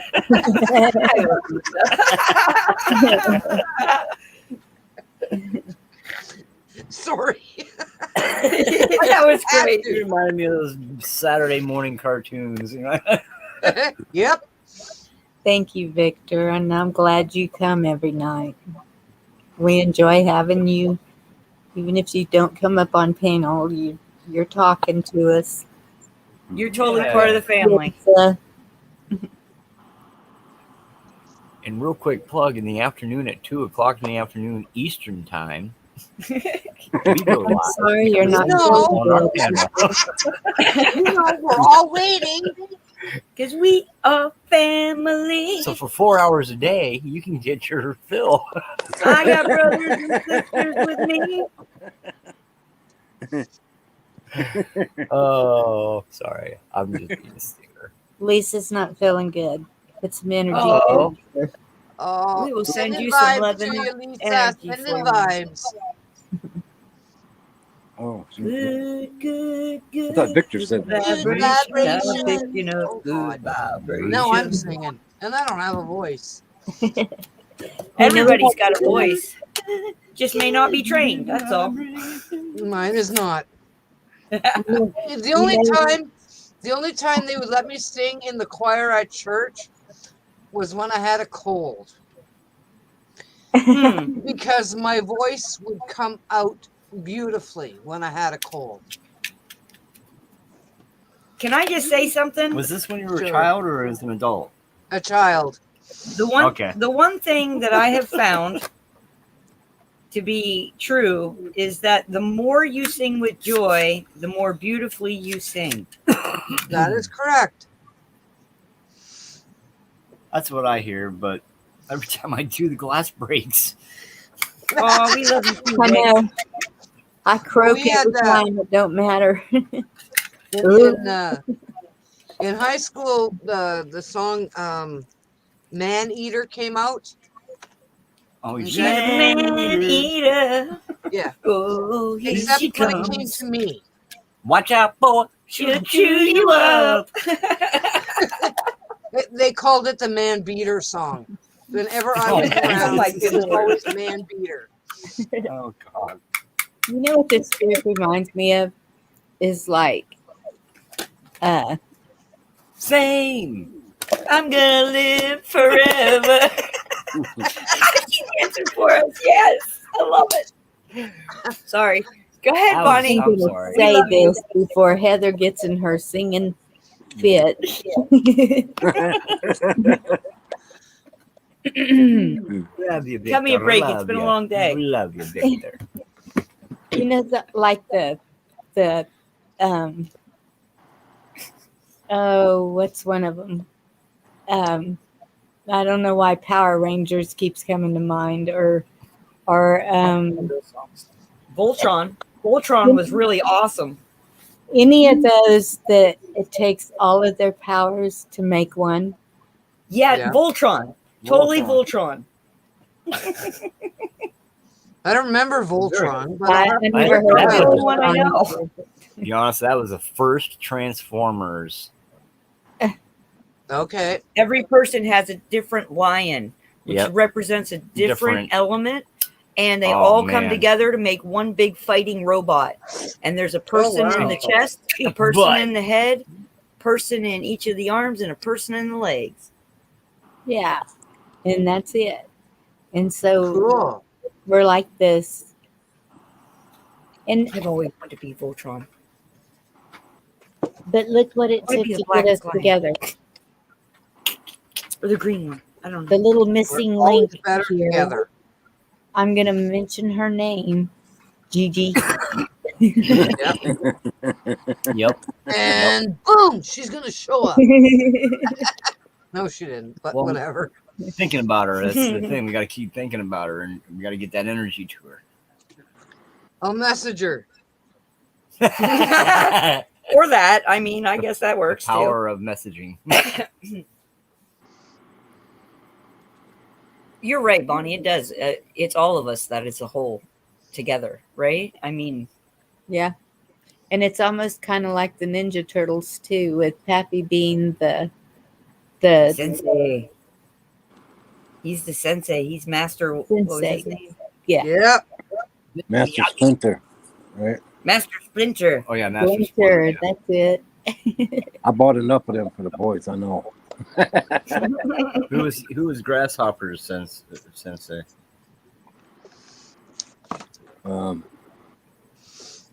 Oh no, I'm thinking of the other guy, Grasshopper. Oh, it was an That old was- 80s.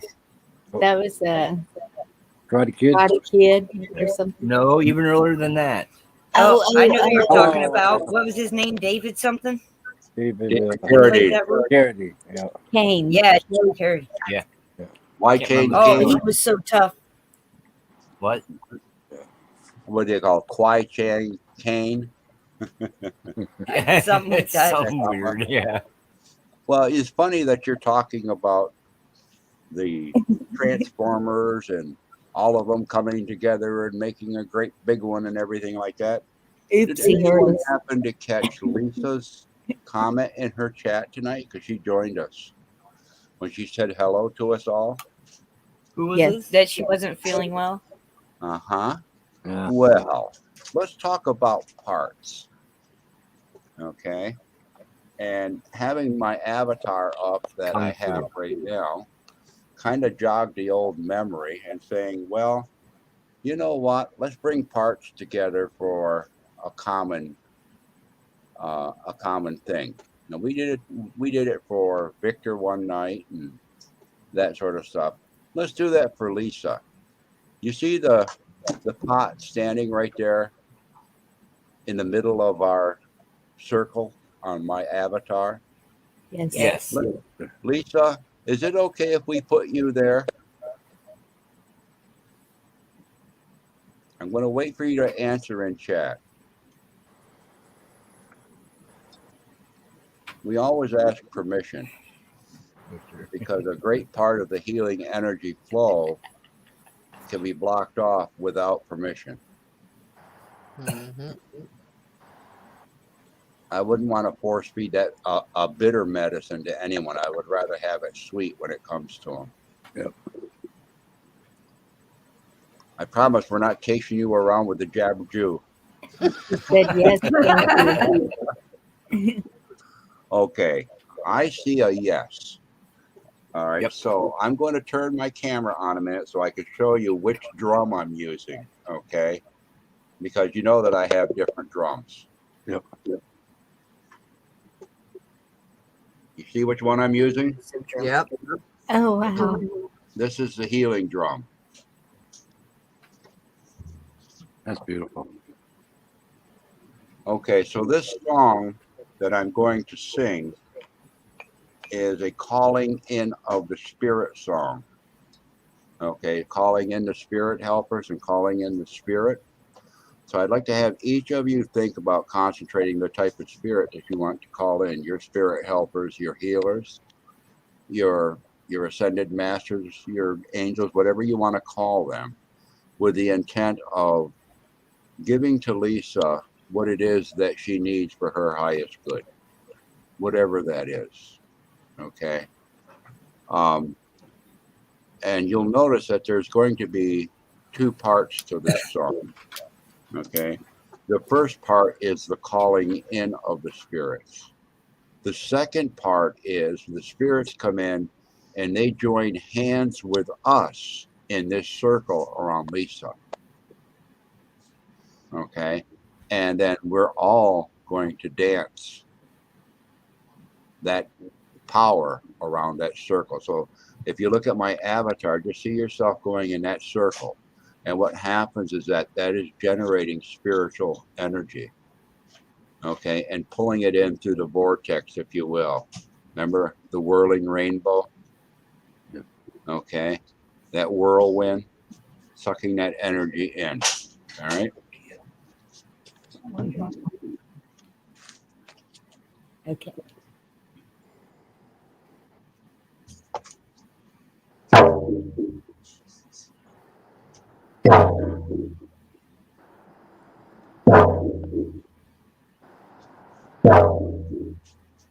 Hi-yo, hi-yo, hey. Hi-yo, hey, hey, hi-ya, hi-ya, hey, hey, hi-ya, hey.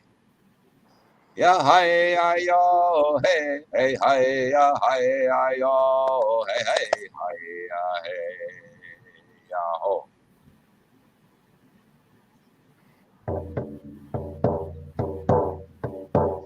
Hi-yo, hi-yo, hey. Hi-yo, hey, hey, hi-ya, hi-ya, hey, hey, hi-ya, hey.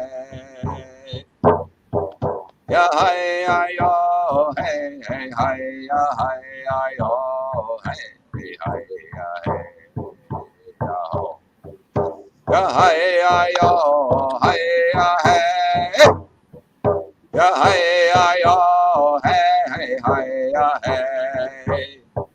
Ya, hi-ya, hey, hey, hi-ya, hi-ya, hey.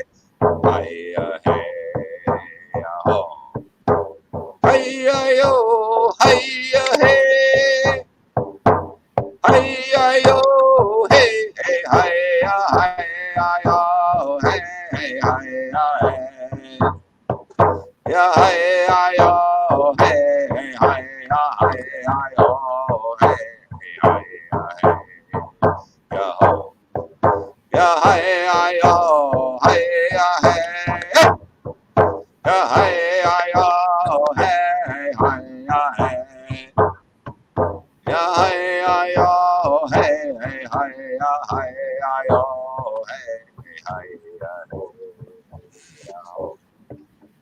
In your mind's eye, I want each of you to see you're reaching out your right hand and placing it on Lisa's shoulders.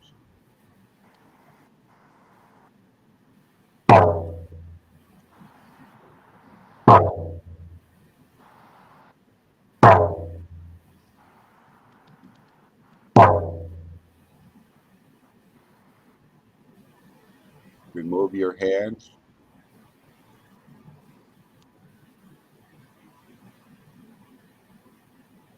When the song starts up again, We're going to be dancing in the opposite direction and lifting off all that has been brought out to be healed and lifting it away.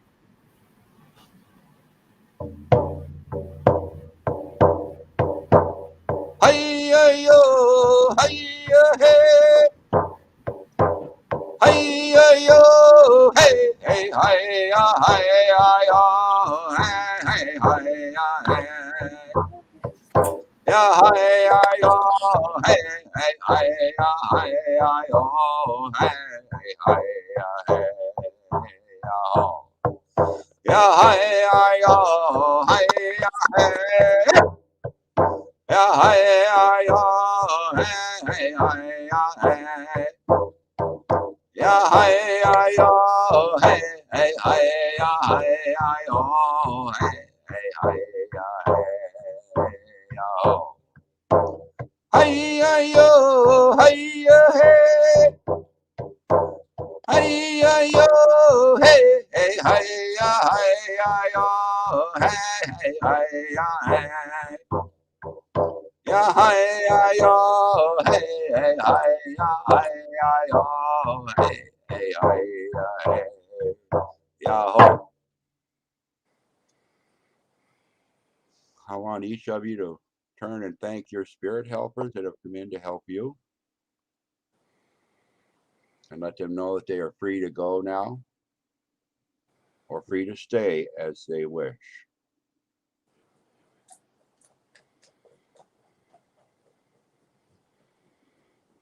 Receive the thanks from your spirit helpers for the work that you have done in calling them in to allow yourself to be in partnership and co-creation for a good intent.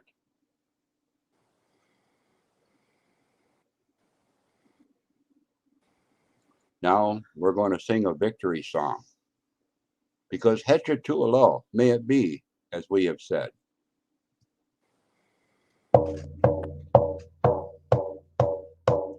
Yahweh na, Yahweh na, ya, ya, ya, hey, oh. Yahweh na, Yahweh na, ya, Yahweh na, Yahweh, oh, way, oh, way, oh, way, ah, hey, oh. Yahweh na, Yahweh, oh, way, oh, way, oh, hey, ah, hey, oh. Yahweh na, Yahweh na, ya, Yahweh na, Yahweh, oh, way, oh, way, oh, hey, ah, hey, oh. Yahweh na, Yahweh, oh, way, oh, way, oh, hey, ah, hey, oh. Aho, Echetualo, Pilamia. Thank you. Thank you. Oh. Thank you. Thank you.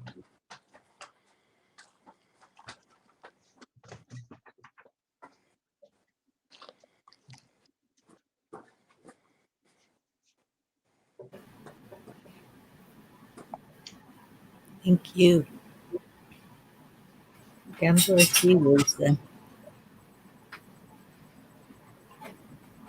Now, as most of you should have realized, that you were receiving also while you were giving. And that's the way these books work. You will never be asked to give that which is all yours, except your intent and the filter of love that you're sending it through. And you will receive at the same time. I ask that all that extra energy that goes out there, that it goes to whoever else needs it. That Lisa also becomes a conduit for this energy to go through, to flow out into all of creation. Where more than one is called together in intent, and a voice sent to Creator. 1 + 1 equals another new one.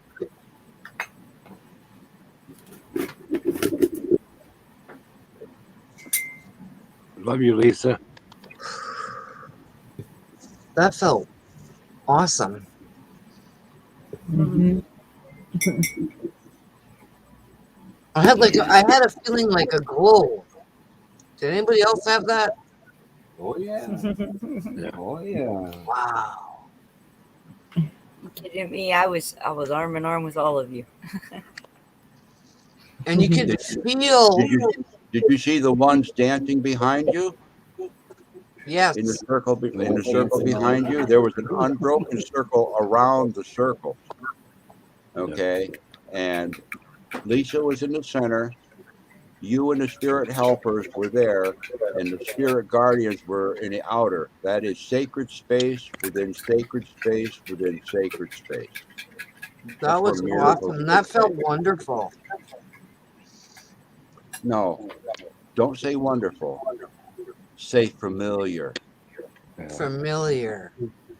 It's a remembering. Mm-hmm. That's where Yes. you come from. That's where you're going back to. True. That's what we are.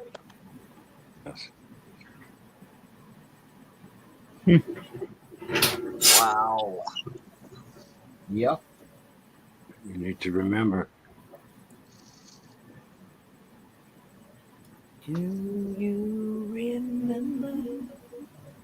And you know, once something has been done, even though we were not physically someplace conducting ceremony or conducting prayers or whatever, you've done it in your mind's eye. Okay. In your mind's eye, you have created sacred space on the other side camp. You can go there anytime you want to and do something just as or more powerful than what just happened now. You're more Wow. powerful than you believe. Yep. Because your sacred space Bonnie's is gonna go exploring. the aurora. The aurora. Yes. Sacred space is anywhere you want it to be.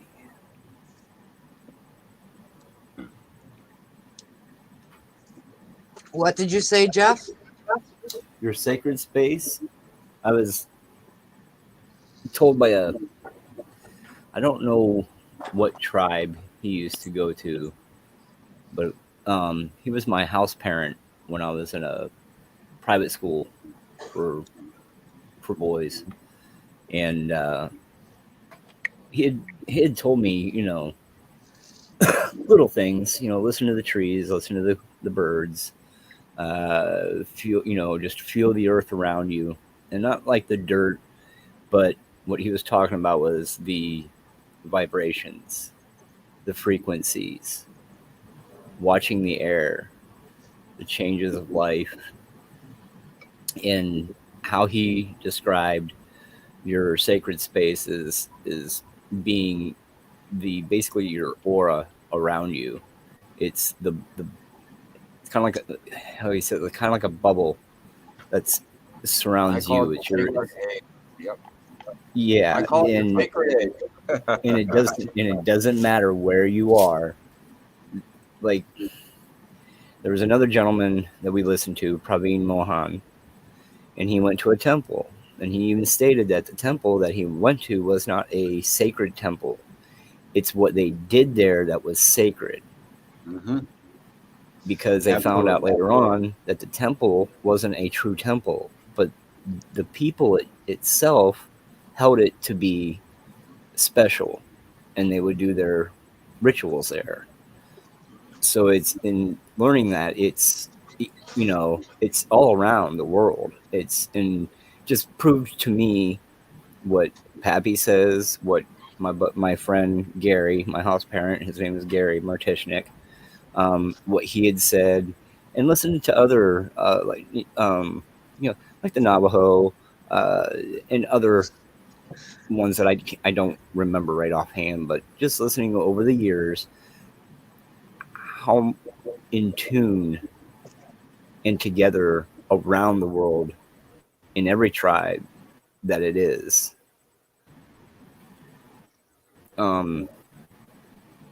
So being your sacred, like Pappy was saying, it's your little egg, your little bubble around you. It's always there. You always have a place that you can just take a minute and collect yourself. But I'll tell you what, you give intent and thought to that, you can expand that bubble to infinity Mm-hmm. and still be within it. Everything that resonates to your frequency will become part of your bubble, and you'll resonate with it. If you can perceive your energy, then you can also perceive the energy of those other living things around you. Even the things that are not living but have been called to come together in their atomic form to form the rocks and the earth and things of this nature. There was a living force that did that.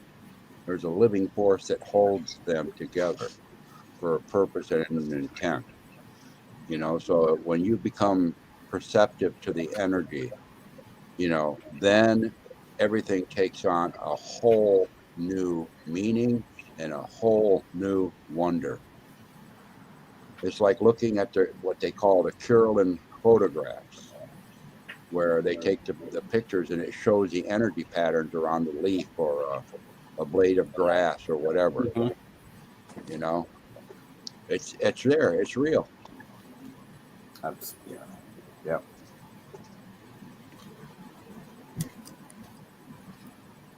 What a wonderful time to be alive. Because of course, Anna, everybody, we all have our issues in life, and that's how I had to. I think that's how I kind of have dealt with mine a little bit throughout life.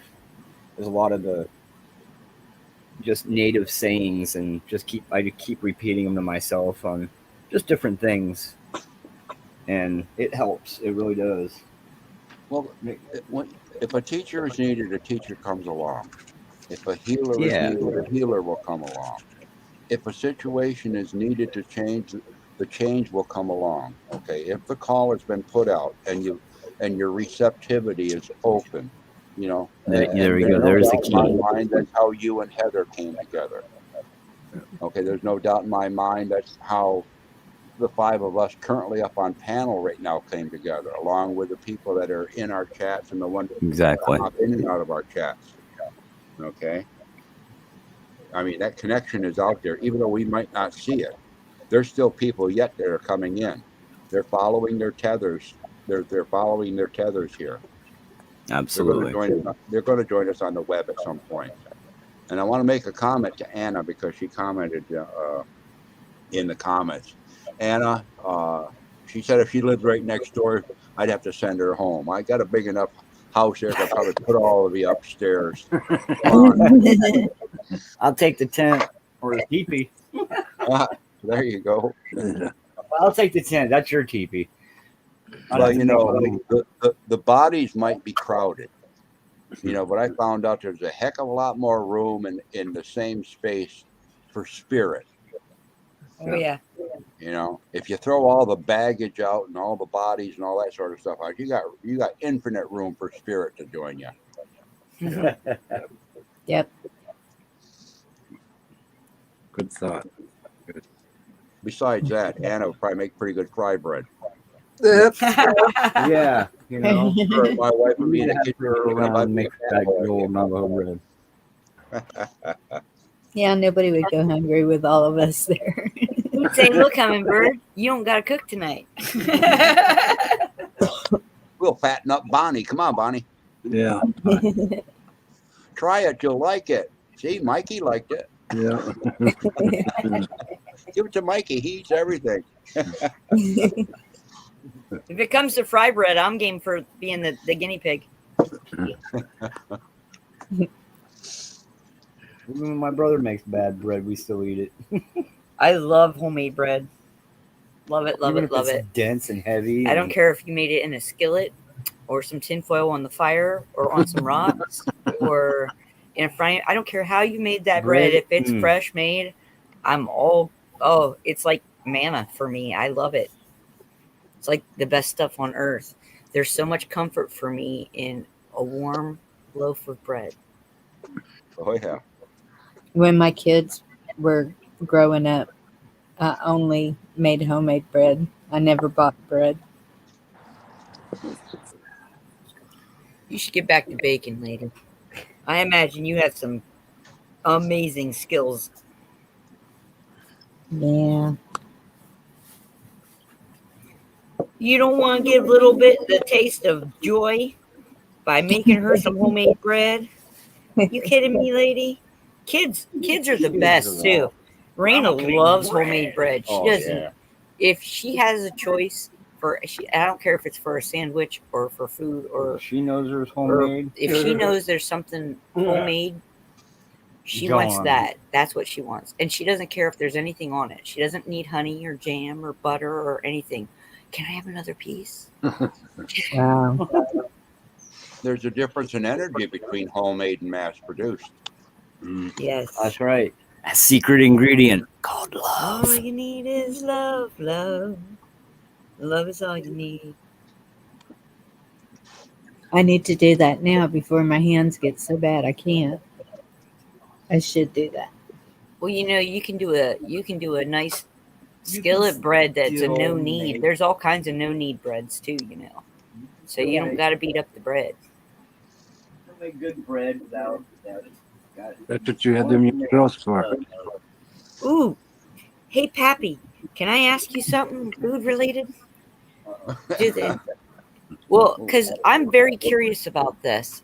Okay. I'm not sure, but I would like to know because I know, like, pioneer settler grand ancestors or whatever would pre-soak their grains before they made them into bread or pancakes or anything like that. Did the indigenous people ever pre-soak their grains? Well, I think a lot of it depended upon the what they were making. When you pre-soak, okay, it causes a swelling and it allows the breaking up, if you will, or a slight dissolution of the gluten that's within the grain that holds the grains together. Right. And then once it's dried out, okay, it is probably easier to grind up or mill down into a flour, okay. But the swelling process itself will also remove the external coating, if you will, on the seeds. Okay, Yes. so it can either be washed away or discarded or whatever. All right, but as far as them purposely doing that, I know that it was something that they did with their corn. Okay, and Anna would probably be able to tell you more about if they utilize that process with the wild rice. I'm thinking that they did. Okay, but as far as other grains, it wasn't until the settlers got here that they were actually utilizing other grains. Now, they would use pollen and stuff, for example, like from the cattails and things of this nature, or make flour out of the acorns or whatever. And, that all required a soaking process. Right. You know what? I hadn't thought about that. You're absolutely right. Because the way of the people was to not. I remember reading this, and it was a quote. I think the book is called "Touch the Earth," and it's quotes and things from different chiefs, throughout a span of history. And it was, I don't remember who said it, but why would Mother Earth ever love the white man? They plow up all the fields. We make a tiny hole. They kill animals and they don't respect them and leave them to waste. We respect our brothers and sisters and use the whole animal. It was something along those lines, but that really stuck with me. And you saying that ties it in quite literally, because part of you wouldn't cut down live trees to build a teepee, to build a lodge. You would pick up dead trees.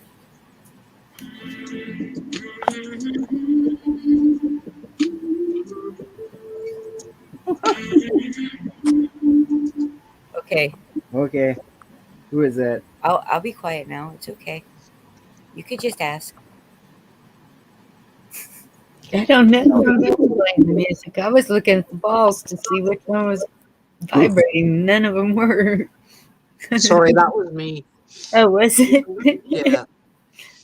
I went to check out a video and I forgot to mute it and it was like loud and I went to another thing and it was still playing and I'm like, yeah, okay, close it. Sorry. It's okay, Dorinda. You're just I'll proving, stop Dorinda. talking to You're proving, Dorinda, what I've always known. You're a master at multitasking.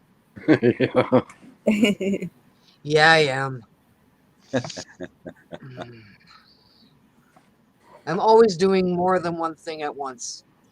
But now I only have one stream up, so I'm Let good. me ask you a question. Did you put on those new shoes when you were dancing? Tonight? Yeah. No. Yeah. I in your have mind's I have my winter clogs on. They have foam or fur in the middle. Oh, there you go. But in your mind's eye, you had the new shoes on because you was dancing. You was dancing around the circle. Yes, I was. Remember, the good thing about a circle dance like that, nobody has to lead and nobody has to be the follower. Nope. Robert, you're a pretty tall fella, aren't you? I thought he was 6'11". 5'11". Oh, okay. Yeah, you're a pretty tall fella. He always holds his. You know why? He holds his phone low to make it look like we're looking up at the Jolly Green Giant. Well, I'm only 5'1.5", so that's pretty darn tall to me. My I'm mom. 5'4". My mom was 5 foot. She was little. They called her Dolly. I'm Robert and I are the same height. I had an Aunt Dolly. Yeah. Her name was Jemima. I have no idea why she was called Dolly, but she was my Aunt Dolly. If your name was Jemima, would you like to have a different name? Of course I would. Oh, I'm just asking. Asking for a friend. Yeah. And she There actually was my aunt. I grew It's up. funny because there was a time early in my life I said, why did they have to name me that? Why couldn't they have named me this? Eric. I wanted to be called an Eric. I don't know why. I never knew an Eric. Maybe that's why. You know what it is? No, as children, I think we all go through that as children. I know I did because, it wasn't a very popular name. Raina has even gone through that because she's never heard anybody else named her name, And so it's a kind of like your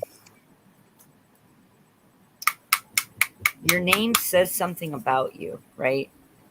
Some people believe that it's more of a label, and some people believe that there is a literal spiritual connection. There's part of your soul contract is with your name, Well, So, I grew up, and there was no other Dorindas.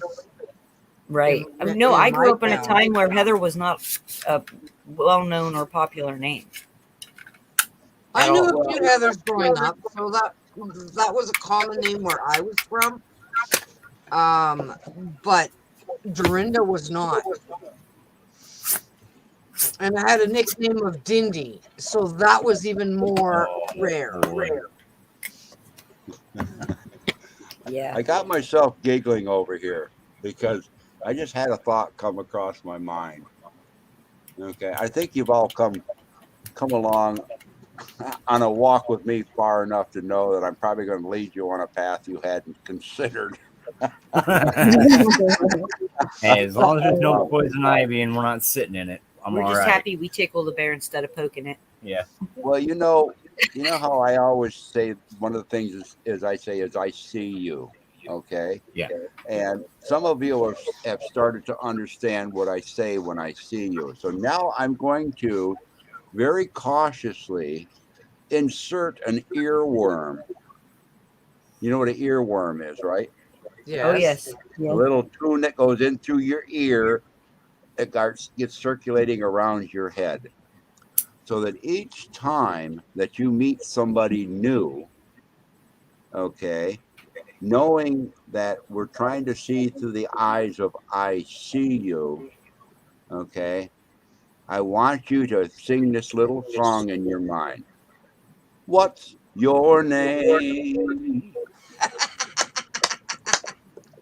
Okay. And the reason I want to say that, what's your name, is because you want to be able to put the real name to what the eyes are seeing, not the name that they're wearing, or not the name that they put on the mask that they're showing you. What's your name? Is it Badger or Bear? What's your name? Is it Eagle or Crow? I like it. That's how you see and hear, through the eyes of spirit. That's your eyes reaching out and your ears reaching out to listen to that spirit connection with the other person. Yes. So hopefully you wear that earworm as an ear ring when you don't need it. Okay, and when you do need it, let it crawl in there.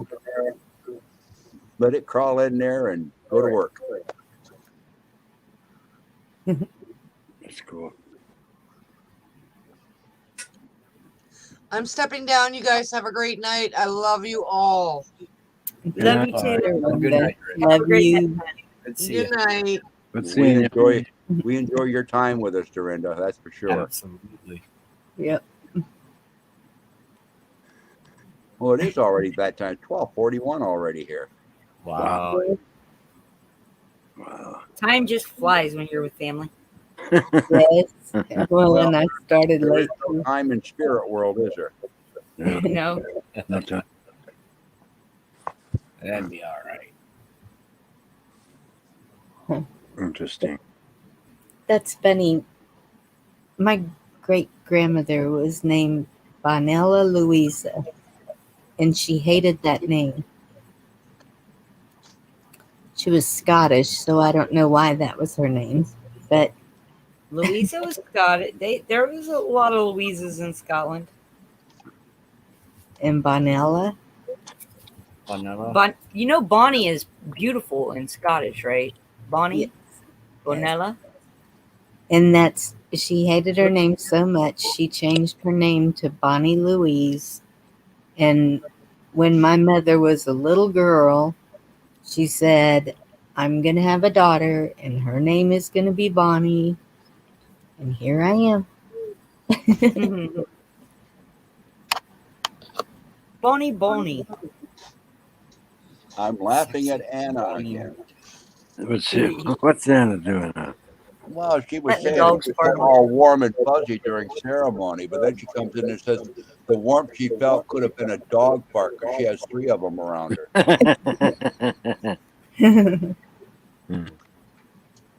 Blame it on the dogs, Anna. Yeah, really. Natural gas. My dad would always go, "Do you see that pink elephant running under the chair?" I don't know how many times I fell for that before I stopped falling for that.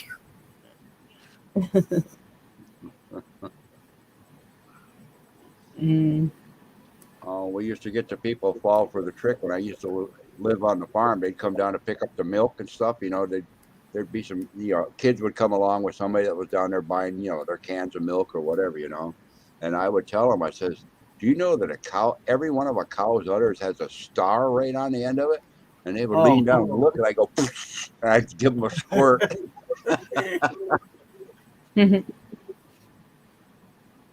Fresh from the cow, whether you wanted it or not. Oh, we used to have a cat that would sit there and just wait for it. Lick it right out of the air. Yep. I would bet any amount of money This one right this here would one do it. cat would do that. She would do Yeah. it. Because you go to pour like water in the dish, she wants to sit there and lick the water while it's streaming out of the bowl. She will ask me to pour water for her. Pour out of the faucet or the hose or whatever. She doesn't. Yeah, I she's got not one that scared of likes water. that too. They like Doesn't to want play to with get the wet, water. but That's fun. yeah. My mother's got a cat like that. Got to drink it out of the bathroom sink. We had another one several years back. Name's Peanut. And he would sit on the side of the swimming pool while Raina was swimming. He was her cat. I mean, that cat was that girl's pet. She was bonded Wherever to she was, him he was. literally the day after he was born.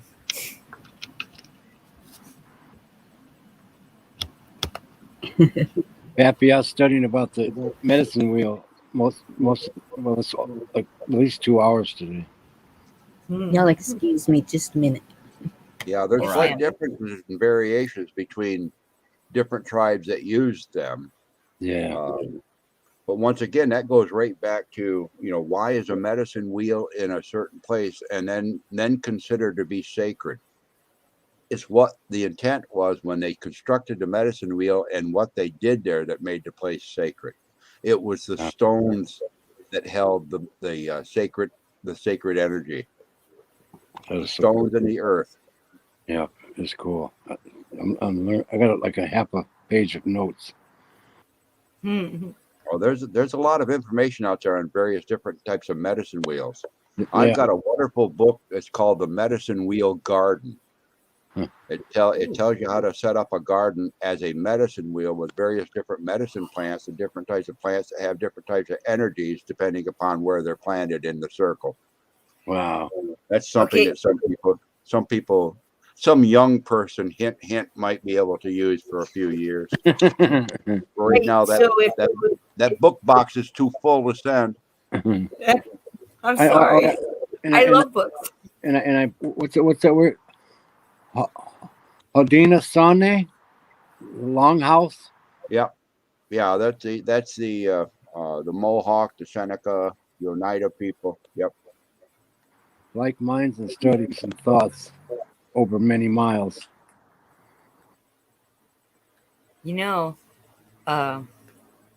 Studies, yes, like minds, studies, and thoughts.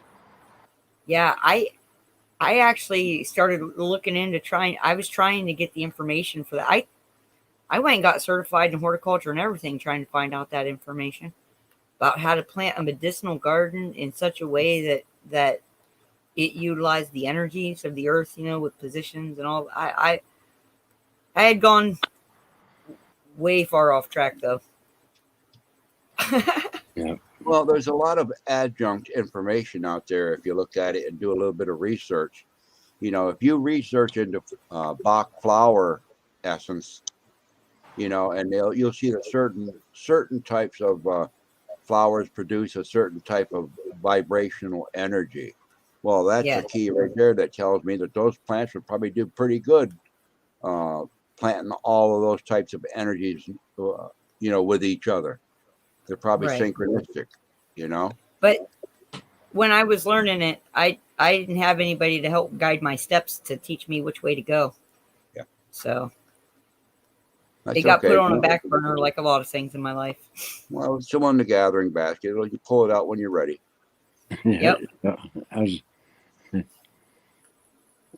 Oh yeah, and the medicine wheel, the front is represents either above, and the other side of the medicine wheel is below.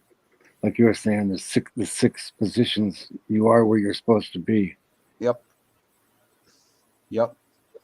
And as you're standing in the center, okay, and let's say you're facing the east, okay, you're actually standing in the power of the west, which is coming in behind you.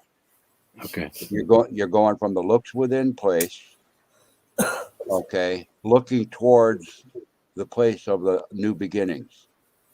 Okay. So you walk out to the east, and then you turn around and face your back to the east. Now you're standing in the power of the east, and the new energy comes in. And with the new energy and the new information that you come in, then you start walking the medicine wheel. You walk to the next point on the medicine wheel, which is south, which is integration of that which you've learned, and allow it to grow. Like children grow in the summertime, and when families grow and stuff like that, and then you go to the next station and you take that information that you've gained in your growing up time and take it to your looks within place. Okay. And get the wisdom from it, and then you go to the next station on the medicine wheel, which is the north, which is which is the area of the grandfathers.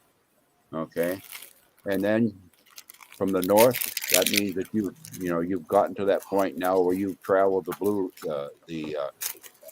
good red road. You've gone that whole gamut, if you will, and you start traveling the blue road of spirit. And then from the north you go to the east, to learn what you need to learn up there in the spirit road, in the south, and integrate it. It looks within place. Go back to the north again, and then you walk out and maybe start another red road. Who knows? Wow, that is cool. That's But cool. remember now, a lot of medicine wheels will have more than four points on them. They may have 8 points on them. You might have the 4 sacred directions and then the 4 sacred winds. The winds are the action part of it. Yeah. That causes a movement between the two directions. I think I was up to 7. What's that? I think I was up to 7. 7, yeah. I can't remember. Mhm. Yeah, you can find all different, and there's all different teachings to all of it. Yeah. You can apply animals to Yep. different directions, colors to different directions. It's Yep. all integrated. Yep. I like how the colors of the wheel represent all the races. But you may come up with your own colors. Yeah. That have significant meaning to you, which means that you've stepped outside of the teachings of another, and stepped outside of a dogma of another, if you will, okay, into your own, and it becomes your own. And that's where you develop your own shield, your own painting on your shield with its own meaning and its own symbology and these sort of things. Wow. It is very similar of creating a life journal, just like Bonnie writes things down and everything and does it analytically. We do that spiritually, and we do that energetically if you pay attention to how your life is manifested. The difference is that initially we have to try to remember it. Okay, we have to try to implement it. We have to try to analyze it. Then once the wisdom comes in, it becomes part of us. We don't have to do any of the first 3 things at all. It's part of us. It's natural. That's so cool. First we move around, then we roll over, then we crawl, then we stand up and get our balance, and then we take our first tentative steps. Then we run, we fall, we bump, we learn, and then we get steady on our feet. Yep. I've heard that before. If something happens in life where we lose that stability, okay, we learn to get around the stability. Yep. Same process over and over again. Just like Bonnie has gone through the process of coming out of what she was before in her coming out into public on the chat and things of this nature. She's doing that in the other aspects of her life as well. I can see it. Yeah. Right. Because I've experienced that before, just like you have, Robert, I'm sure, and Jeff and Heather in their own way, and the other people in the chat too. If you stop and think about it, we all go through that process, and we go through that process repeatedly for different things. Yep. Makes life exciting. Exciting. I got to say something real quick, and this is for everybody. Guys in chat, my family, I'm so honored to walk this path beside all of you. I just feel so honored, so blessed. Really. Thank you. Thank you, me too. Thank you That too. was the word I was thinking earlier. Honored.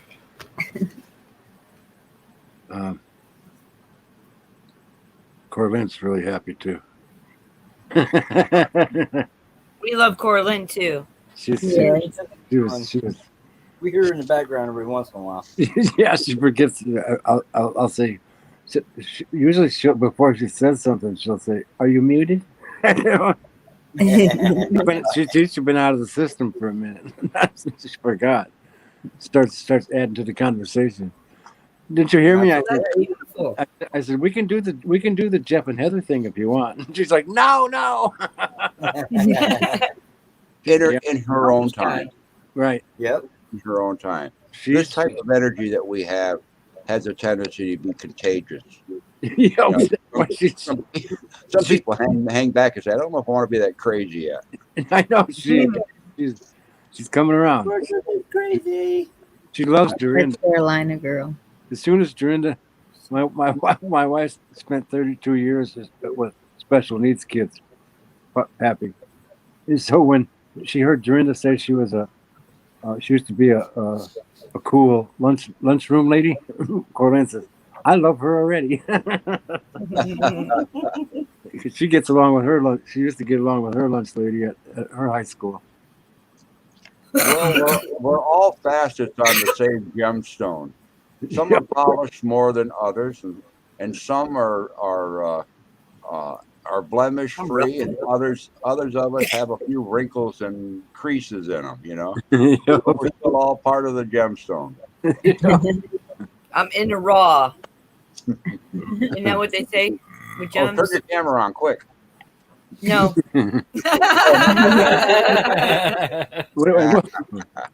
Yeah, now I know why you two guys were in there spending all that time working in your bedroom. Sure, you young kids. You want to get back in our bedroom? Exactly. Yeah, really. You young kids. Yeah. Oh. That's what the girls keep telling me. You grab Last it by line. any time, baby. Bonnie, did you ever get to Bonnie, did you ever get to your second question? Yeah, really. Yes. Oh yeah. Did? Hey, North Carolina Dang, I girl. missed it. Howdy. No, I'm you sorry, didn't. hon. You didn't miss it. Well, Y'all what- answered it. It got answered before it got asked. No. Man,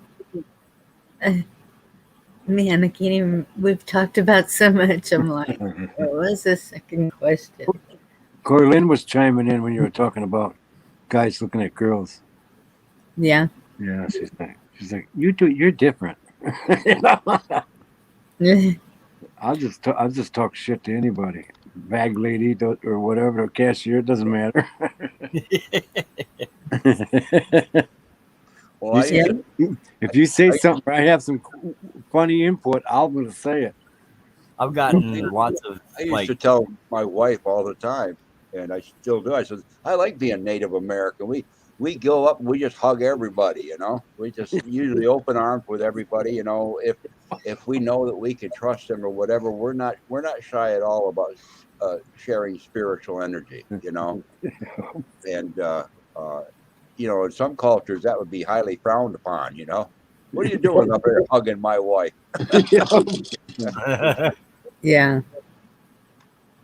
That's why I like other people's children. I can love them to death, and I can give them all the candy and get them all sugared up and spoiled and everything, and send That's them right. back home. Send them on home. Oh yeah. Yeah. He's grandpappy, all right. And no, I've heard of that, but I've never tried it.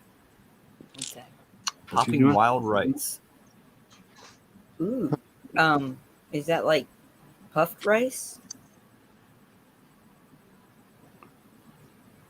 I don't know. Is it shot from cannons? Wild rice. I don't know. Were you able to get it into the cannon? Wild horses couldn't carry That sting a bit.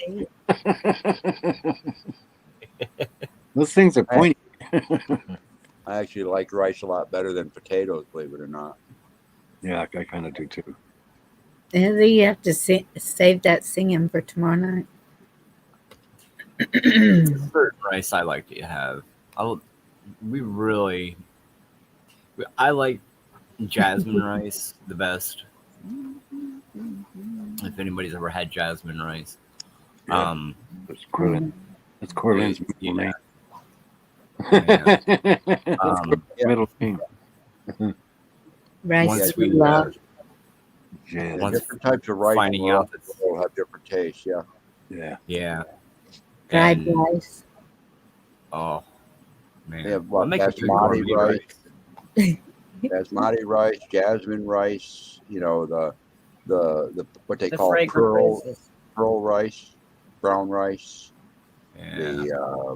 the wild rice, which is actually just a grass grain, believe it or not. But, well, most of them are grains anyways, but they all have a different taste, and that's what's nice to explore. A lot of people don't want to explore those different tastes, Right. And when it comes to the one thing that I try to put out to everybody when it comes to spirituality is be promiscuous. You know what the term promiscuous means, right? Yes. Okay.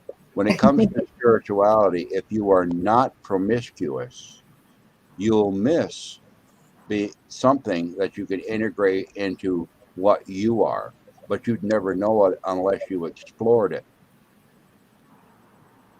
I think I got that one in the bag. And embrace it. Well, you not only have to explore it, you have to embrace it.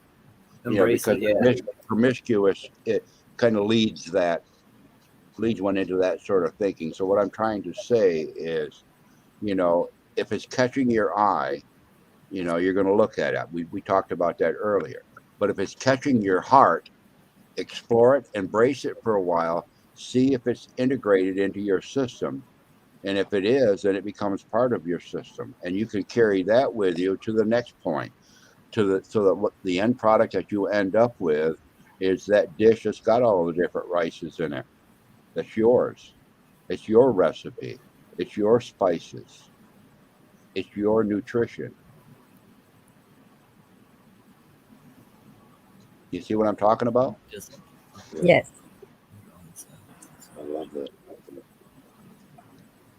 Yeah, I switched up. Cool. Well, that's cool. I think Anna's going to deserve. She keeps talking about food like that. She's going to have to start posting recipes. Yeah. Right? Wild rice and fried bread. Oh my God. Yeah. Well, Little fried bread, I think we got that one handled. Make a little venison taco. Yeah. Pretty common. Well, there's a subject for some night to talk about. We always end up talking about food at some point, anyways. We started out talking about food. Where will we end up? Well, maybe we better not think about that. 7 years. We're eclectic in our conversations, anyways. I know, aren't we? Isn't it wonderful? The spice of life.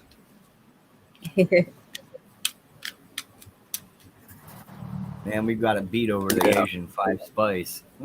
Hannah's got it right there. See, that's what I like. That's my favorite. Wild rice stuffing. I like the sticky rice. Is that the sweet rice? Yeah. Well, it's not sweetened. It's actually the type of rice that when you cook it, okay, the texture makes it stick together. It isn't individual grains of rice. I don't care for the minute rice too much. No. I have a tendency to swallow them down the wrong tube, so to speak. Oh no. I likes it sticky. I like jasmine and basmati. Basmati. A friend of mine, well, we're not friends anymore, but we were friends when we were kids. But her Dang, sorry, baby. mom was from the Philippines, and she made rice for us one night when I was over there for dinner, and it was the best rice I'd ever had in my entire life. And I never did find out what kind it was, but it was just the way that she cooked it and the way that it was made, and I just have never forgotten that rice. If I can ever really find that grain again. One of the best rices that I ever had was cooked in an unconventional way. This person took a big chunk of green bamboo and cut it in such a way that it had, the inner joint in it, made sure that it was clean inside, took 2 handfuls of rice and put it in there, and put the water out of a coconut in there, and then sealed the other end up with mud. and then put it in the coals of the fire until the mud clay thing popped out the end. That was some of the best rice I've ever eaten. Oh, I bet. That sounds good. I kind of like that primitive taste on my food, though. So I'm all good with that stuff. That's why I like wild rice. It tastes just it's a special taste. Food is what brings people together. It reminds me of back home. Wild rice does. We got North Carolina girl shaking her head over here, laughing like heck. She's like, "Where the heck did I jump into this conversation? They're talking about rice and promiscuity." What kind of a recipe is that? Right on, North Carolina. Welcome to our world. You funny. Oh, your seatbelt light. I like you. Anna Marie. She's funny too. Yeah. We're not going to let you sleep on the ground. You can have a tent.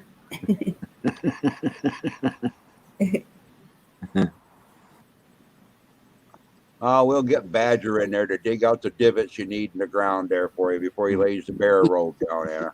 Yeah.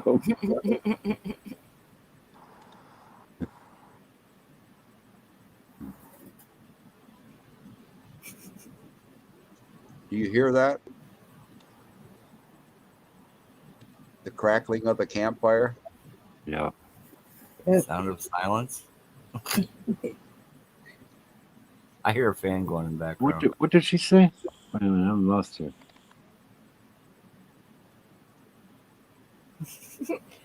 Anna was talking about the puffed rice, or That's why they throw it at weddings. I can't remember what word she used. What she called it. Start with a P.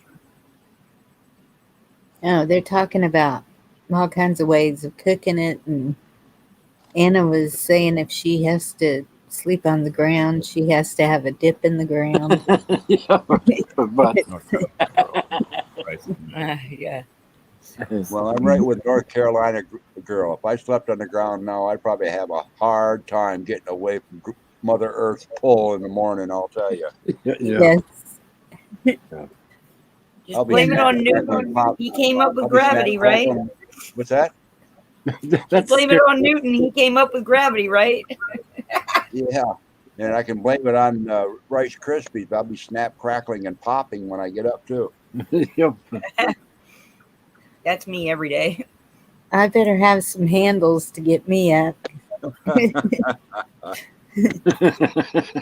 to tell you the easiest way to get off the ground after the age of, well, anything is just roll yourself over and then gently, slowly lift yourself up on all fours and then up backwards on all twos if you can. Find a stump or a tree to lean against, Balance then crawl yourself. your way back up. No. Gravity's really strong when you camp on the ground. The quickest way to get up when you've been sleeping on the ground is when you roll over and you see that they're coiled up right next to you is a snake. Well, yeah. Yeah, that would do it.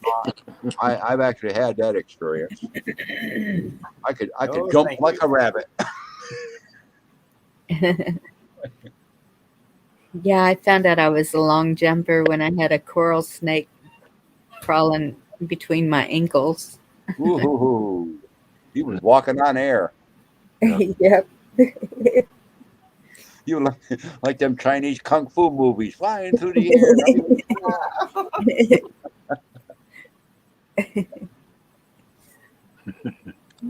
Yeah, and you know a coral snake really has to work at trying to bite you. You know, Yeah. because you know they have to get on you and chew you. So that's someplace between the webs of your toes or your hands or someplace like Fingers. that, or get up and get you, on your nasal septum of your nose. That's why it's usually children that get bit by them. Yeah. I didn't know that at the time. A snake was a snake, and I jumped.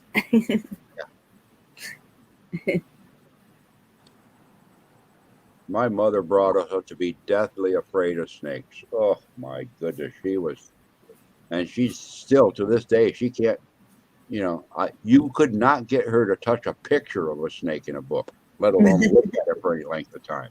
Oh my goodness. She just gets all the heebie-jeebies, and the blood runs out of her face and everything. I can look at them when they're dead. Yeah. But My friend Brian, he was a big fella. He said, "Don't you ever get in between me and a snake, because I will hurt you running." I said, "I believe you." That guy was strong, man. I was like, all right. He goes, "I will run, and I don't care if you're in my way. You will go down." I was like, all right. He goes, I panic. I'm just warning you. Yeah, well, yeah. When you get 200 pounds moving. I'm laughing at North Carolina girl. Apparently she had to get up real rapidly one time. She said she got caught in a rainstorm with an entire tent wrapped around her ankles.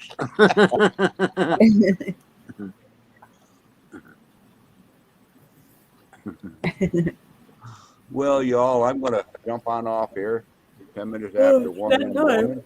Yeah. I'll close it Stay down. dry, Pappy. Well, Love you. Have good dreams. Thinking about yeah.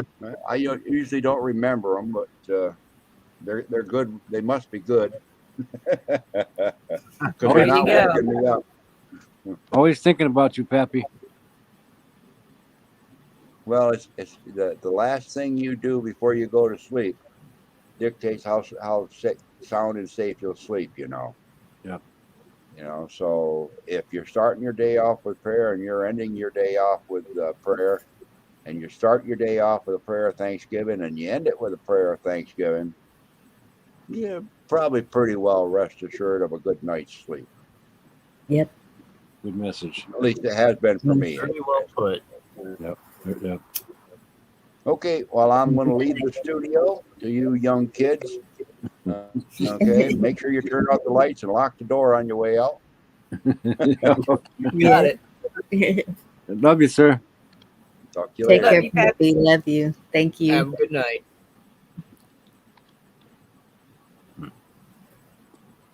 Coolness. That's coolness. All right, kiddos. Heck yeah. Yeah, it's about that Alrighty. time, isn't it? Yes. Thank y'all all for coming. That's It was amazing as usual. Yep. Oh, And be prepared to have fun tomorrow night. We're going to get silly and nothing serious. All right. I don't know. It may be serious. We don't know what we're going to talk about. But Whatever needs to be done will be done. We'll be done. Well, Pinky. Walk that. Love you guys. Sweet All right, dreams. guys. Guys, love you, Bonnie. Love you, Jeff and Heather. We'll You see too, you. Robert. Thank you, chat. Thank you, Bonnie. Night, all. Night, Victor, chat. Anna, North Carolina girl, Yeah. whoever else is listening. Good night. We Love love you you guys. all. Arrivederci. I love you, Gucci. Good night. God bless you all. Have a good evening.